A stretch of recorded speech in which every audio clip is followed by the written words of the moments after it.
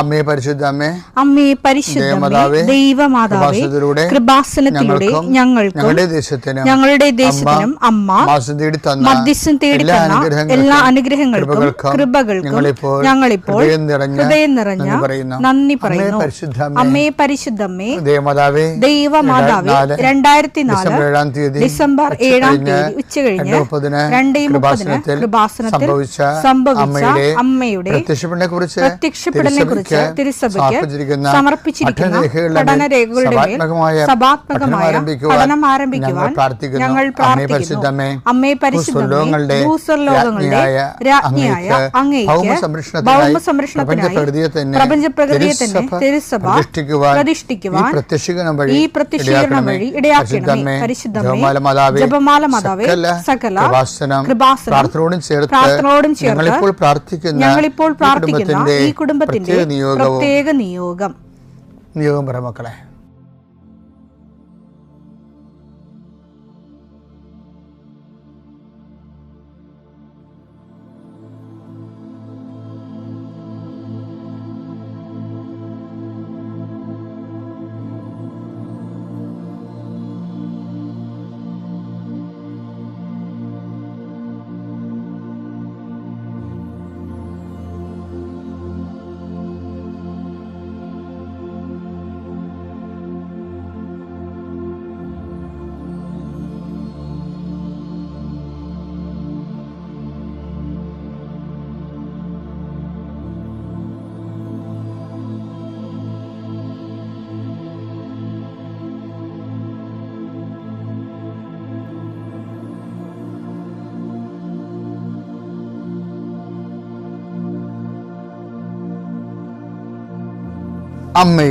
അമ്മയുടെ പ്രത്യക്ഷീകരണത്തിന്റെ ഈ അനുഗ്രഹവേളയിൽ ഞങ്ങൾക്ക് സാധിച്ചു തരുവാൻ കനിയണമേ. ആമേൻ. വിശ്വാസ പ്രമാണം. സർവശക്തനായ പിതാവും ആകാശത്തിന്റെയും ഭൂമിയുടെയും സൃഷ്ടാവുമായ ദൈവത്തിൽ ഞാൻ വിശ്വസിക്കുന്നു. അവിടുത്തെ ഏകപുത്രനും ഞങ്ങളുടെ കർത്താവുമായ ഈശോമിശിഹായിലും ഞാൻ വിശ്വസിക്കുന്നു. ഈ പുത്രൻ പരിശുദ്ധാത്മാവിനാൽ ഗർഭസ്ഥനായി കന്യകാമറിയത്തിൽ നിന്ന് പിറന്ന് പൊന്തിയോസ് പീലാത്തോസിന്റെ കാലത്ത് പീഡകൾ സഹിച്ച് കുരിശിൽ തറയ്ക്കപ്പെട്ട് മരിച്ച് അടക്കപ്പെട്ട് പാതാളങ്ങളിൽ ഇറങ്ങി മരിച്ചവരുടെ ഇടയിൽ നിന്ന് 3-ാം നാൾ ഉയർത്ത് സ്വർഗത്തിലേക്ക് എഴുന്നള്ളി സർവശക്തിയുള്ള പിതാവായ ദൈവത്തിന്റെ വലതുഭാഗത്തിരിക്കുന്നു. അവിടെ നിന്ന് ജീവിക്കുന്നവരെയും മരിച്ചവരെയും വിധിക്കുവാൻ വരുമെന്നും ഞാൻ വിശ്വസിക്കുന്നു. പരിശുദ്ധാത്മാവിലും ഞാൻ വിശ്വസിക്കുന്നു. വിശുദ്ധ കത്തോലിക്കാ സഭയിലും പുണ്യവാന്മാരുടെ ഐക്യത്തിലും പാപങ്ങളുടെ മോചനത്തിലും ശരീരത്തിന്റെ ഉയർപ്പിലും നിത്യമായ ജീവിതത്തിലും ഞാൻ വിശ്വസിക്കുന്നു. ആമേൻ. സുഖസ്ഥനായ ഞങ്ങളുടെ പിതാവേ, അങ്ങയുടെ നാമം പൂജിതമാകണമേ. അങ്ങയുടെ രാജ്യം വരണമേ. അങ്ങയുടെ തിരുമനസ് സ്വർഗത്തിലെ പോലെ ഭൂമിയിലും ആകണമേ. അന്നു വേണ്ടുന്ന ആഹാരം ഇന്ന് ഞങ്ങൾക്ക് തരണമേ. ഞങ്ങളോട് തെറ്റ് ചെയ്യുന്നവരോട് ഞങ്ങൾ ക്ഷമിക്കുന്നത് പോലെ ഞങ്ങളുടെ തെറ്റുകൾ ഞങ്ങളോടും ക്ഷമിക്കണമേ. ഞങ്ങളെ പ്രലോഭനത്തിൽ ഉൾപ്പെടുത്തരുതേ, തിന്മയിൽ ഞങ്ങൾ രക്ഷിക്കണമേ. ആമേൻ. നന്മ നിറഞ്ഞ മറിയമേ, സ്വസ്തി. കർത്താവ് അങ്ങയുടെ കൂടെ സ്ത്രീകളിൽ അങ്ങ് അനുഗ്രഹിക്കപ്പെട്ടവളാകുന്നു. അങ്ങയുടെ ഉദരത്തിൻ ഫലമായി ഈശോ അനുഗ്രഹിക്കപ്പെട്ടവനാകുന്നു. പരിശുദ്ധ മറിയമേ, തമ്പുരാന്റെ അമ്മേ, പാപികളായ ഞങ്ങൾക്ക് വേണ്ടി ഇപ്പോഴും ഞങ്ങളുടെ മരണസമയത്തും തമ്പുരാനോട് അപേക്ഷിക്കണമേ. ആമേൻ. കർത്താവേ, നിന്റെ ഉന്നതമായ നാമത്തിൽ സ്വസ്ഥം ചെയ്യുന്നു. കർത്താവേ, നിന്റെ വിശുദ്ധ പൗരോഹിത്യത്തെ മഹത്വപ്പെടുത്തണമേ. കർത്താവേ, 40 വർഷം ഞാൻ അർപ്പിച്ച കൃപാന്റെ യോഗ്യതയാൽ കൃപാസനാൽത്താരെ ജീവനോടെ പ്രത്യക്ഷപ്പെട്ട മാതാവിൻ്റെ മാധ്യസ്ഥത്തിലെ ഞാൻ മക്കളുടെ ജീവിതത്തെ ഇന്നത്തെ ജീവിതത്തെ ആശീർവദിക്കുന്നു. ഇന്നത്തെ യാത്രകളെ ആശീർവദിക്കുന്നു. ഇന്നത്തെ ദൗത്യങ്ങളെ ആശീർവദിക്കുന്നു. ഞാൻ മക്കളുടെ ഇന്നത്തെ ഉത്തരവാദിത്തങ്ങളെ ആശീർവദിക്കുന്നു. അതെല്ലാം പൂർത്തിയാക്കാനും രാത്രി സന്തോഷത്തോടെ തിരിച്ചു വരാനും നിലവിലുള്ള തടസ്സങ്ങളെയും ദോഷങ്ങളെയും ഈശോയുടെ നാമത്തിൽ ബന്ധിക്കുന്നു. നിന്റെ എല്ലാ രേഖകളെയും ഞാൻ ആശീർവദിക്കുന്നു. നിന്റെ മെഡിക്കൽ റിപ്പോർട്ടിനെ ഈശോനാമത്തെ ആശീർവദിക്കുന്നു. നിന്റെ റവന്യൂ സ്ഥല ഇടപാട് രേഖകളെ ഈശോനാമത്തെ ആശീർവദിക്കുന്നു. നിന്റെ വിദ്യാഭ്യാസ നൈപുണ്യ രേഖകളെ യോഗ്യതാ സർട്ടിഫിക്കറ്റുകളെ ഈശോ നാമത്തെ ആശീർവദിക്കുന്നു. നിന്റെ കോടതി കേസുകളെ, നിനക്കെതിരെ ഉന്നയിച്ചിട്ടുള്ള എല്ലാ ആക്ഷേപങ്ങളെയും നിർവീര്യമാക്കാൻ ഈശോ നാമത്തെ ആശീർവദിക്കുന്നു. നീ ചിന്തയിലും നീ ചെയ്തു തീർക്കേണ്ട ജോലിയിലും കണ്ടുമുട്ടുന്ന വ്യക്തികളിലും നീ അനുഭവിക്കുന്ന മാനസിക സംഘർഷങ്ങളിലെ ആശ്വാസവും അയവും വരാൻ കർത്താവിൻ്റെ നാമത്തിൽ ഞാൻ നിന്നെ ആശീർവദിക്കുന്നു. ദൈവത്തിലെ നീ തിരിച്ചു വരുന്നവരെ ഉപയോഗിക്കുന്ന എല്ലാ വാഹനങ്ങളെയും, നിന്റെ ഒപ്പ് കടലാസിനെയും ഒപ്പിടുന്ന രേഖകളെയും കർത്താവ് നിനക്ക് തിന്മ വരാതിരിക്കാൻ വേണ്ടി കർത്താവിൻ്റെ നാമത്തിൽ ഞാൻ നിന്നെ ആശീർവദിക്കുന്നു. ആലോചനകൾ, തീരുമാനങ്ങൾ, വിവാഹാലോചനകൾ, കോഴ്സിൻ്റെ തീരുമാനങ്ങൾ, ഏതൊരു രാജ്യത്ത് പോകണമെന്നുള്ള തീരുമാനങ്ങൾ, എന്ത് ചെയ്യണമെന്നുള്ള തീരുമാനങ്ങൾ, എന്തുടുക്കും, എന്ത് ധരിക്കും, എന്ത് ഭക്ഷിക്കും എന്ന് മനുഷ്യൻ എന്നോ തീരുമാനിച്ചിരുന്നു. അതെല്ലാം കർത്താവ് റെഫർ ചെയ്ത പോലെ നിൻ്റെ തീരുമാനങ്ങളെ കർത്താവിൻ്റെ നാമത്തെ ആശ്രയിക്കപ്പെടട്ടെ. എൻ്റെ കർത്താവിനുമായ നാമത്തിൽ, സഭയുടെ അധികാരത്തിൽ, കുരിശിൻ്റെ അടയാളത്തിൽ ഉച്ച മുതൽ ഉള്ളംകാല് വരെ കർത്താവിൻ്റെ രക്തം പടരട്ടെ. എല്ലാ വേദനകളുടെ മൂല കാരണങ്ങളും ആന്തരിക അവയവങ്ങളും ഉച്ച മുതൽ ഉള്ളംകാല് വരെ കർത്താവ് അനുഗ്രഹിക്കട്ടെ. നിന്നെ അലോസരപ്പെടുത്തുന്ന വിഷയങ്ങൾ, ഒരുപക്ഷെ നിൻ്റെ മക്കളിൽ നിന്ന്, മാതാപിതാക്കന്മാരിൽ നിന്ന്, നിൻ്റെ സഹോദരങ്ങളിൽ നിന്ന്, സഹപ്രവർത്തകരിൽ നിന്ന്, കച്ചവടക്കാരിൽ നിന്ന് നീ നേടുന്ന ഭീഷണികൾ കർത്താവിൻ്റെ നാമത്തിൽ നിർവീര്യമായി പോകട്ടെ. എൻ്റെ കർത്താവിൻ്റെ ഉന്നതമായ നാമത്തിൽ, സഭയുടെ അധികാരത്തിൽ, കുരിശിൻ്റെ അടയാളത്തിൽ ഇന്നത്തെ മുഴുവൻ വിഷയങ്ങൾ കർത്താവ് ഏറ്റെടുക്കുകയും നിന്നെ അനുഗ്രഹിക്കുകയും നിന്നെ ആശ്വസിപ്പിക്കുകയും സാക്ഷ്യപ്പെടാൻ നിന്നെ പ്രാപ്തമാക്കുകയും ചെയ്യട്ടെ. നിത്യം പിതാവും പുത്രനും പരിശുദ്ധാത്മാവിൽ നീക്കുവാമേ. മഹത്വത്തിൻ്റെ വാതിൽ എന്ന് ഞാൻ 2 ദിവസം മുമ്പ് പറഞ്ഞായിരുന്നു അല്ലേ? എല്ലാ അവസരങ്ങളും മഹത്വത്തിൻ്റെ വാതിലാണ്. നമ്മൾ ഈ ദിവസം കണ്ടുകൊണ്ടിരിക്കുന്ന കാനായിലെ കല്യാണം തന്നെ എടുത്താൽ അത് അവസാനിക്കണത് എങ്ങനെയാണ്? അങ്ങനെ കർത്താവിൻ്റെ മഹത്വം പ്രകടിപ്പിക്കുന്ന ആദ്യത്തെ അടയാളം കാനായിൽ സംഭവിച്ചു. അതെല്ലാവരും കണ്ട് വിശ്വസിച്ചു.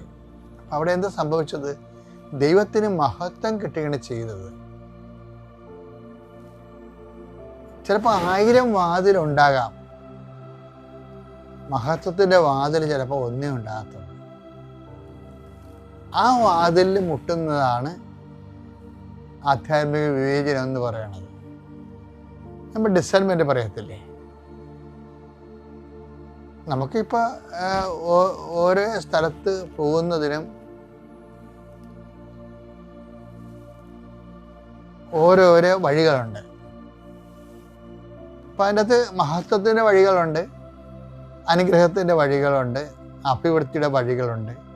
അപ്പം ഇങ്ങനെ ഒരു സ്ഥലത്ത് നമുക്ക് എന്ത് വഴികൾ, ഇപ്പോൾ ഞാനാണെങ്കിൽ എനിക്ക് എറണാകുളത്ത് പോകണമെങ്കിൽ എനിക്ക് ഏറ്റവും ഡയറക്റ്റ് റൂട്ടുള്ളത് കലവൂർ ടു എറണാകുളമാണ്. വലിയ പ്രശ്നമില്ലാതെ പോകാൻ പറ്റും. ചില സമയത്ത് എനിക്ക് കടലോരത്ത് എന്തെങ്കിലും, തീരദേശത്ത് എന്തെങ്കിലും മിഷൻ ഉണ്ടെങ്കിൽ ഞാൻ തീരദേശത്തെ റൂട്ട് എടുത്തിട്ട് പിന്നെ എറണാകുളത്തേക്ക് പോകാൻ വേണ്ടി തീരദേശ റൂട്ട് തന്നെ എടുക്കും. അതിൻ്റെ കാരണം വെച്ച് കഴിഞ്ഞാൽ ഇത്തിരി പാടുള്ള റൂട്ടാണ്, സമയമെടുക്കും കുറച്ച്.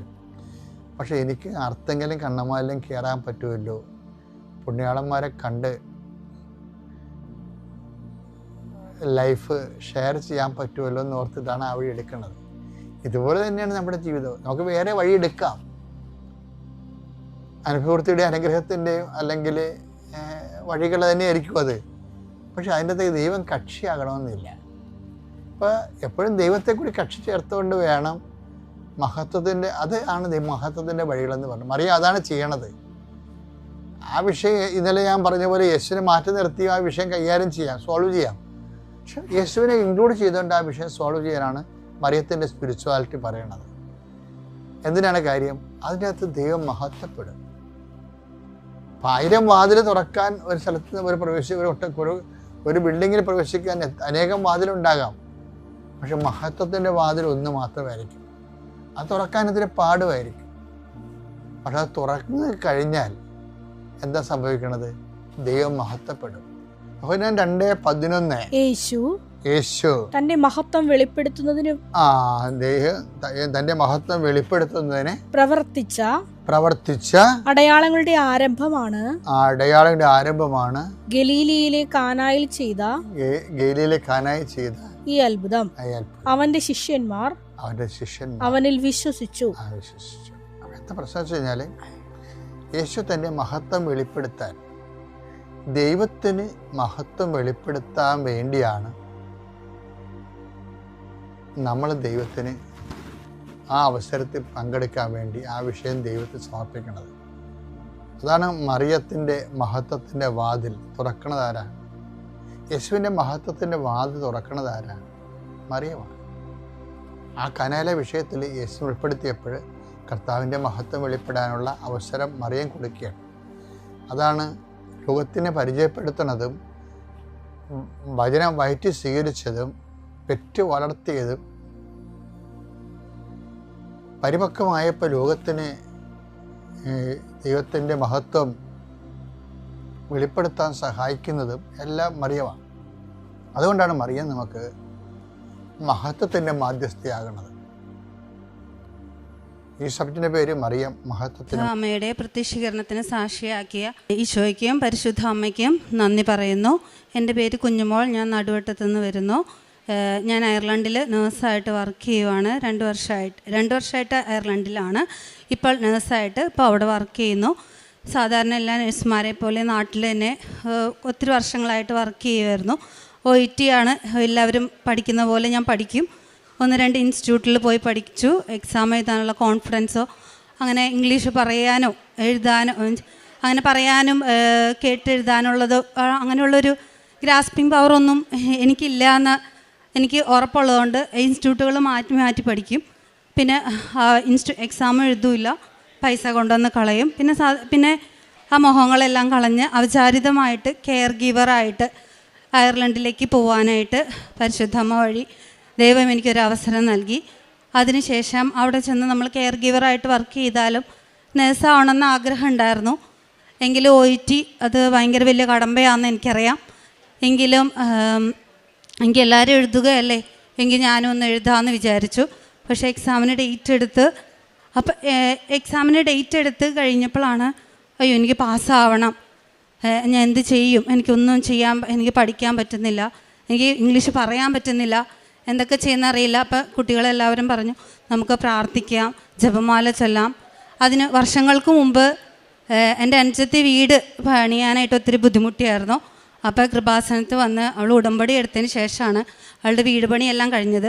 ആ ടൈമിൽ ഞാൻ അവളോട് പറഞ്ഞൊരു കാര്യം എനിക്ക് ഓർമ്മ വന്നത് ഈ ടൈമിലാണ്. ഞാൻ പറഞ്ഞു, എല്ലായിടത്തും മാതാവുണ്ടല്ലോ, നീ കൃപാസനത്ത് പോയി എന്തിനാ ഉടമ്പടി എടുത്ത, അതെല്ലാം ദൈവം സമയമാകുമ്പോൾ തരുമല്ലോ എന്ന്. അതെല്ലാം ഞാൻ മറന്ന് OIT എക്സാമിൻ്റെ ആ ടൈമിലാണ് ഞാൻ ഈ ഉടമ്പടിയെക്കുറിച്ചും മാതാവിൽ മാധ്യസ്ഥം വഹിച്ചിട്ട് നമ്മൾ എക്സാം എഴുതാൻ പോവാന്നൊക്കെ വിചാരിച്ച് ഞാൻ ഓൺലൈൻ ഉടമ്പടി എടുക്കുകയും എന്നെയും കൊണ്ട് പറ്റാവുന്ന ഒരു കാര്യമല്ല എന്നറിഞ്ഞിട്ടും ഞാൻ പോയി എക്സാം എഴുതി. ഫസ്റ്റ് അറ്റംപ്റ്റിൽ അയർലൻഡ് സ്കോറിൽ ഞാൻ പാസ്സായി. അപ്പോൾ തന്നെ ഞാൻ ലീവിന് വന്ന് ഇവിടെ വന്ന് ഞാൻ ഉടമ്പടി എടുത്തു, തീർത്ഥാടന ഉടമ്പടി എടുത്തു. തിരിച്ചുപോയി. അതിലും വലിയൊരു കടമ്പയാണ് ആപ്റ്റിറ്റ്യൂഡ് എക്സാം. ഒത്തിരി പേർക്ക് അറിയാം, ഒത്തിരി സാക്ഷ്യങ്ങൾ ഞാൻ കേട്ടിട്ടുണ്ട്. അയർലൻഡിലെ ആപ്റ്റിറ്റ്യൂഡ് ടെസ്റ്റ് എന്ന് പറയുന്നത് 14 സ്റ്റേഷനാണ്. അതിൽ 12 സ്റ്റേഷനും എനിക്ക് നല്ല കോൺഫിഡൻസ് ഉണ്ടായിരുന്നു. 2 സ്റ്റേഷൻ ഞാൻ പാനിക്കായിപ്പോയി. എൻ്റെ അസസേഴ്സ് പറഞ്ഞു, you are going to panic, exam പിന്നീട് അതിൽ എഴുതാം, നിങ്ങൾ 10 മിനിറ്റ്സാണ് നമുക്കൊരു സ്റ്റേഷനുള്ളത്. പക്ഷേ എല്ലാ സ്റ്റേഷനിലും കയറുന്നതിന് മുമ്പ് ഞാൻ ഉടമ്പടി ഉപ്പ് ഓരോ സ്റ്റേഷൻ്റെ ഫ്രണ്ടിൽ ഇടുമായിരുന്നു. ഞാൻ എന്താണ് ആ 2 സ്റ്റേഷനിൽ പറഞ്ഞതെന്നോ ചെയ്തതെന്നോ എനിക്കിപ്പോഴും ഓർമ്മയില്ല. പരിശുദ്ധ അമ്മയുടെ മധ്യസ്ഥതയിൽ ഫസ്റ്റ് അറ്റംപ്റ്റിലും ആ എക്സാം പാസ്സായി. ആ എക്സാം പാസ്സായി കഴിഞ്ഞപ്പോൾ ഞാൻ ഇവിടെ വന്നു, ഉടമ്പടി പുതുക്കി സാക്ഷ്യം ഞാൻ പറയണമെന്ന് പറഞ്ഞു. അപ്പോൾ എന്നോട് അച്ഛൻ പറഞ്ഞു, ജോലി കിട്ടിയിട്ട് വന്നിട്ട് സാക്ഷ്യം പറഞ്ഞാൽ മതിയെന്ന്. പിന്നെ ഞാൻ തിരിച്ചുപോയി 1-2 എക്സാം ഇൻ്റർവ്യൂസ് പാസ്സായി.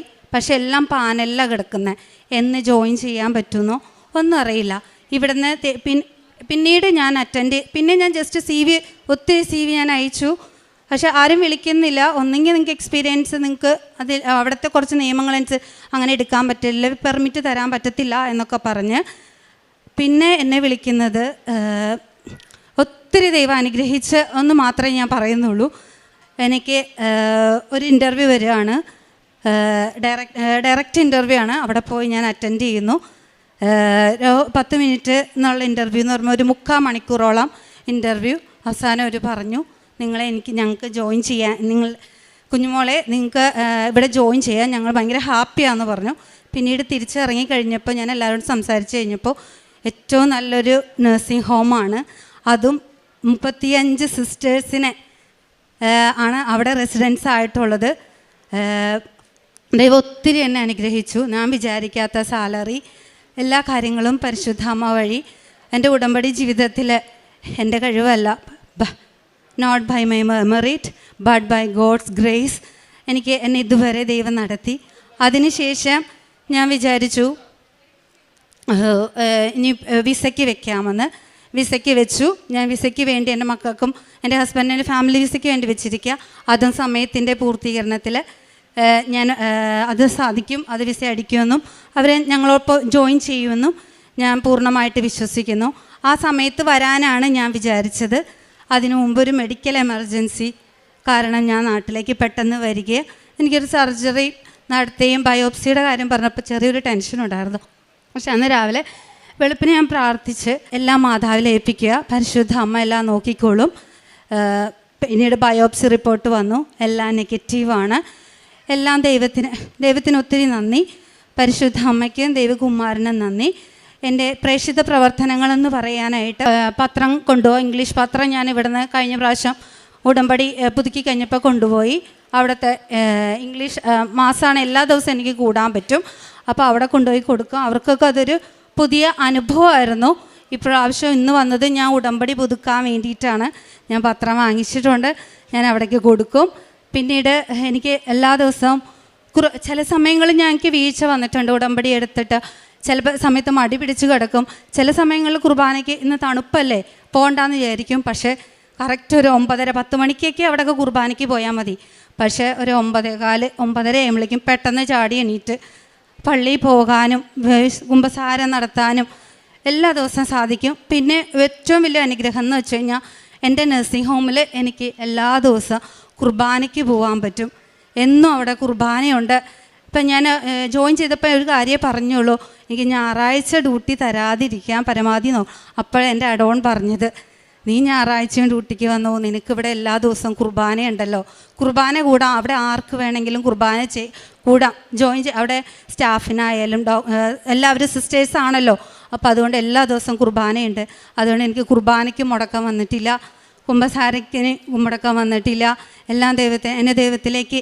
യെശയ്യാ പ്രവാചകൻ്റെ പുസ്തകം 45-ാം അധ്യായം 2-3 വാക്യങ്ങൾ പറയുന്ന പോലെ, ഞാൻ നിനക്ക് മുമ്പേ പോയി മലകൾ നിരപ്പാക്കുകയും പിച്ചളവാതിലുകൾ തകർക്കുകയും ഇരുമ്പോടമ്പിൽ ഒടിക്കുകയും ചെയ്യും. നിന്നെ പേര് ചൊല്ലി വിളിക്കുന്ന ഇസ്രായേലിൻ്റെ കർത്താവായ ദൈവം ഞാനാണെന്ന് നീ അറിയേണ്ടതിന് അന്ധകാരത്തിലെ നിധികളും രസധന ശേഖരവും ഞാൻ നിനക്ക് തരുമെന്ന് എൻ്റെ ജീവിതത്തിൽ ഉടനീളം ദൈവം അനുഗ്രഹിക്കുന്ന ഇതൊക്കെ ഓർക്കുമ്പോൾ നമ്മളൊക്കെ ഈ ചെറിയ ജീവിതത്തിൽ ഒത്തിരി നന്മകൾ ചെയ്യാനുണ്ട്.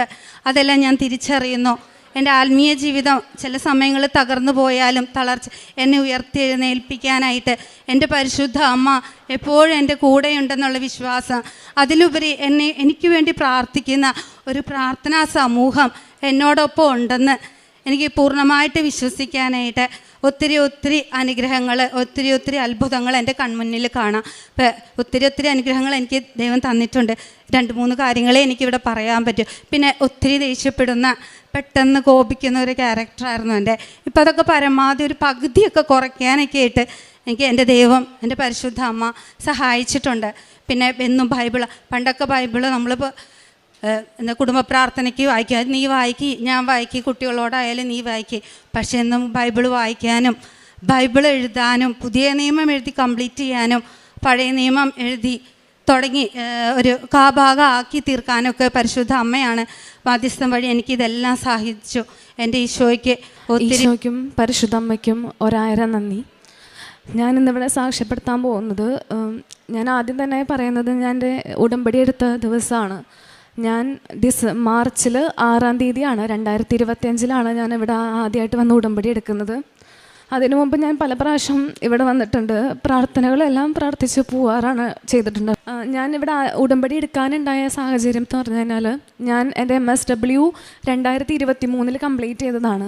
ആ സമയം തുടങ്ങി ഞാൻ ഒരു ജോലിക്ക് വേണ്ടിയിട്ട് ആഗ്രഹിച്ച് പ്രാർത്ഥിച്ചിരുന്നു. 2023 ഞാൻ MSW കംപ്ലീറ്റ് ആക്കുന്നതിന് മുമ്പ് തന്നെ ലാസ്റ്റ് ഇൻറ്റേൺഷിപ്പ് ടൈമിൽ ഞാൻ UK വേണ്ടിയിട്ട് ഒരു പേപ്പർ സബ്മിറ്റ് ചെയ്തിട്ടുണ്ടായിരുന്നു. എനിക്ക് ഇങ്ങോട്ട് വന്ന ഓഫറായിരുന്നു അതൊരു വർക്ക് വിസ തന്നെയായിരുന്നു. ഞങ്ങളതിന് അപ്ലൈ ചെയ്തു. പക്ഷേ ഞങ്ങളതൊരു സ്കാമിൽ പെട്ട് ഞങ്ങളുടെ പൈസ എല്ലാം നഷ്ടമായി. അതുപോലെ ഞാൻ അപ്ലൈ ചെയ്യാൻ വേണ്ടിയിട്ടിരുന്ന സമയത്ത് എൻ്റെ കുറേ സമയവും നഷ്ടപ്പെട്ടിരുന്നു. അങ്ങനെ ഞങ്ങൾ ആ ഒരു സംഭവത്തിലോട് ഞാനും എൻ്റെ ഹസ്ബൻഡും ഭയങ്കരമായിട്ട് വേദനിച്ചു. അപ്പോൾ അതിന് ശേഷം പിന്നെ എനിക്ക് പുറത്തേക്ക് വിദേശത്തേക്ക് പോവുക എന്നുള്ളത് ഭയങ്കര പേടിയായിരുന്നു. കാരണം ഇനിയും ഒരു സ്കാമിൽ പെട്ടതിനാൽ ഇനിയും ഞങ്ങൾക്ക് ഫിനാൻഷ്യലി അഫോർഡ് ചെയ്യാൻ പറ്റത്തില്ല. അങ്ങനെയുള്ള സമയത്താണ് ഞാൻ നാട്ടിൽ തന്നെ ജോലിക്ക് വേണ്ടി കയറി. ലാസ്റ്റ് ഒരു 10 മാസം മുൻപ് ഞാൻ ജർമ്മൻ ലാംഗ്വേജ് പഠിച്ചു. അതിൽ എക്സാം എഴുതാൻ വേണ്ടി പോകുന്നതിന് മുമ്പാണ് ഞാൻ ഇവിടെ വന്നിട്ട് ഉടമ്പടി എടുക്കുന്നത്. എൻ്റെ ഹസ്ബൻഡാണ് എൻ്റെ ഉടമ്പടി എടുക്കാൻ വേണ്ടിയിട്ട് കൂടുതൽ പ്രോത്സാഹനം തന്നത്. ഹസ്ബൻഡ് ഇതിന് മുമ്പ് ഉടമ്പടി എടുത്തിട്ടുള്ള ഒരു വ്യക്തിയാണ്. ആൾ ഉടമ്പടി എടുത്തതിന് ശേഷമാണ് ആൾക്കൊരു വർക്ക് വിസ വന്ന ആൾ പോർച്ചുഗലിലേക്ക് പോകുന്നത് തന്നെ. അപ്പോൾ ആളുടെ ഒരു സപ്പോർട്ട് കൊണ്ടാണ് ഞാനും ഉടമ്പടി എടുക്കാൻ വേണ്ടിയിട്ട് പ്രേരണ ഉണ്ടായത് എനിക്ക്. ഇവിടെ വന്ന് മാർച്ചിലാണ് ഞാൻ ഉടമ്പടി എടുത്തത്. അന്നോടെ ഞാനും എൻ്റെ ഹസ്ബൻഡ് ഉടമ്പടി ജീവിതത്തിൽ തന്നെയായിരുന്നു, പ്രോപ്പറായിട്ട് ജീവിച്ചിരുന്നു. എങ്ങനെയാണ് ഉടമ്പടിയിൽ ജീവിക്കേണ്ടത് അതിലും എഫേർട്ട് എടുത്തിട്ടാണ് ഞങ്ങൾ രണ്ടുപേരും പ്രാർത്ഥിച്ചിരുന്നത്. അങ്ങനെ ഇരിക്കുന്ന സമയത്ത് ഈ എക്സാംസ് അറ്റൻഡ് ചെയ്തു. എക്സാം എല്ലാവരും ഇവിടെ നിന്ന് സാക്ഷ്യം കേൾക്കുന്ന പോലെ തന്നെ ഞാൻ ഉപ്പിട്ടും എക്സാം എല്ലാവരും അറ്റൻഡ് ചെയ്തിട്ടുണ്ടായിരുന്നത്. അപ്പോൾ ഈ എക്സാം എല്ലാം അറ്റൻഡ് ചെയ്യുന്ന സമയത്തും എൻ്റെ മനസ്സിൽ ഭയങ്കര ടെൻഷനായിരുന്നു.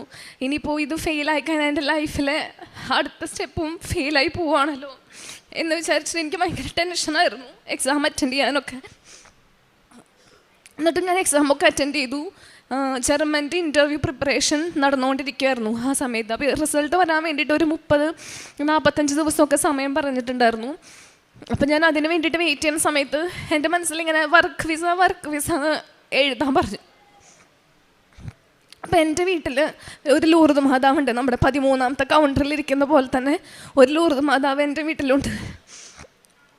ഞാനപ്പോൾ അതിനകത്ത് ഒരു പേപ്പറിൽ ഇങ്ങനെ എഴുതി, എൻ്റെ മനസ്സിലിങ്ങനെ ഇംഗ്ലീഷ് സ്പീക്കിംഗ് കൺട്രി എന്ന് എഴുതാൻ ഒരു പ്രചോദനം എനിക്ക് തന്നു.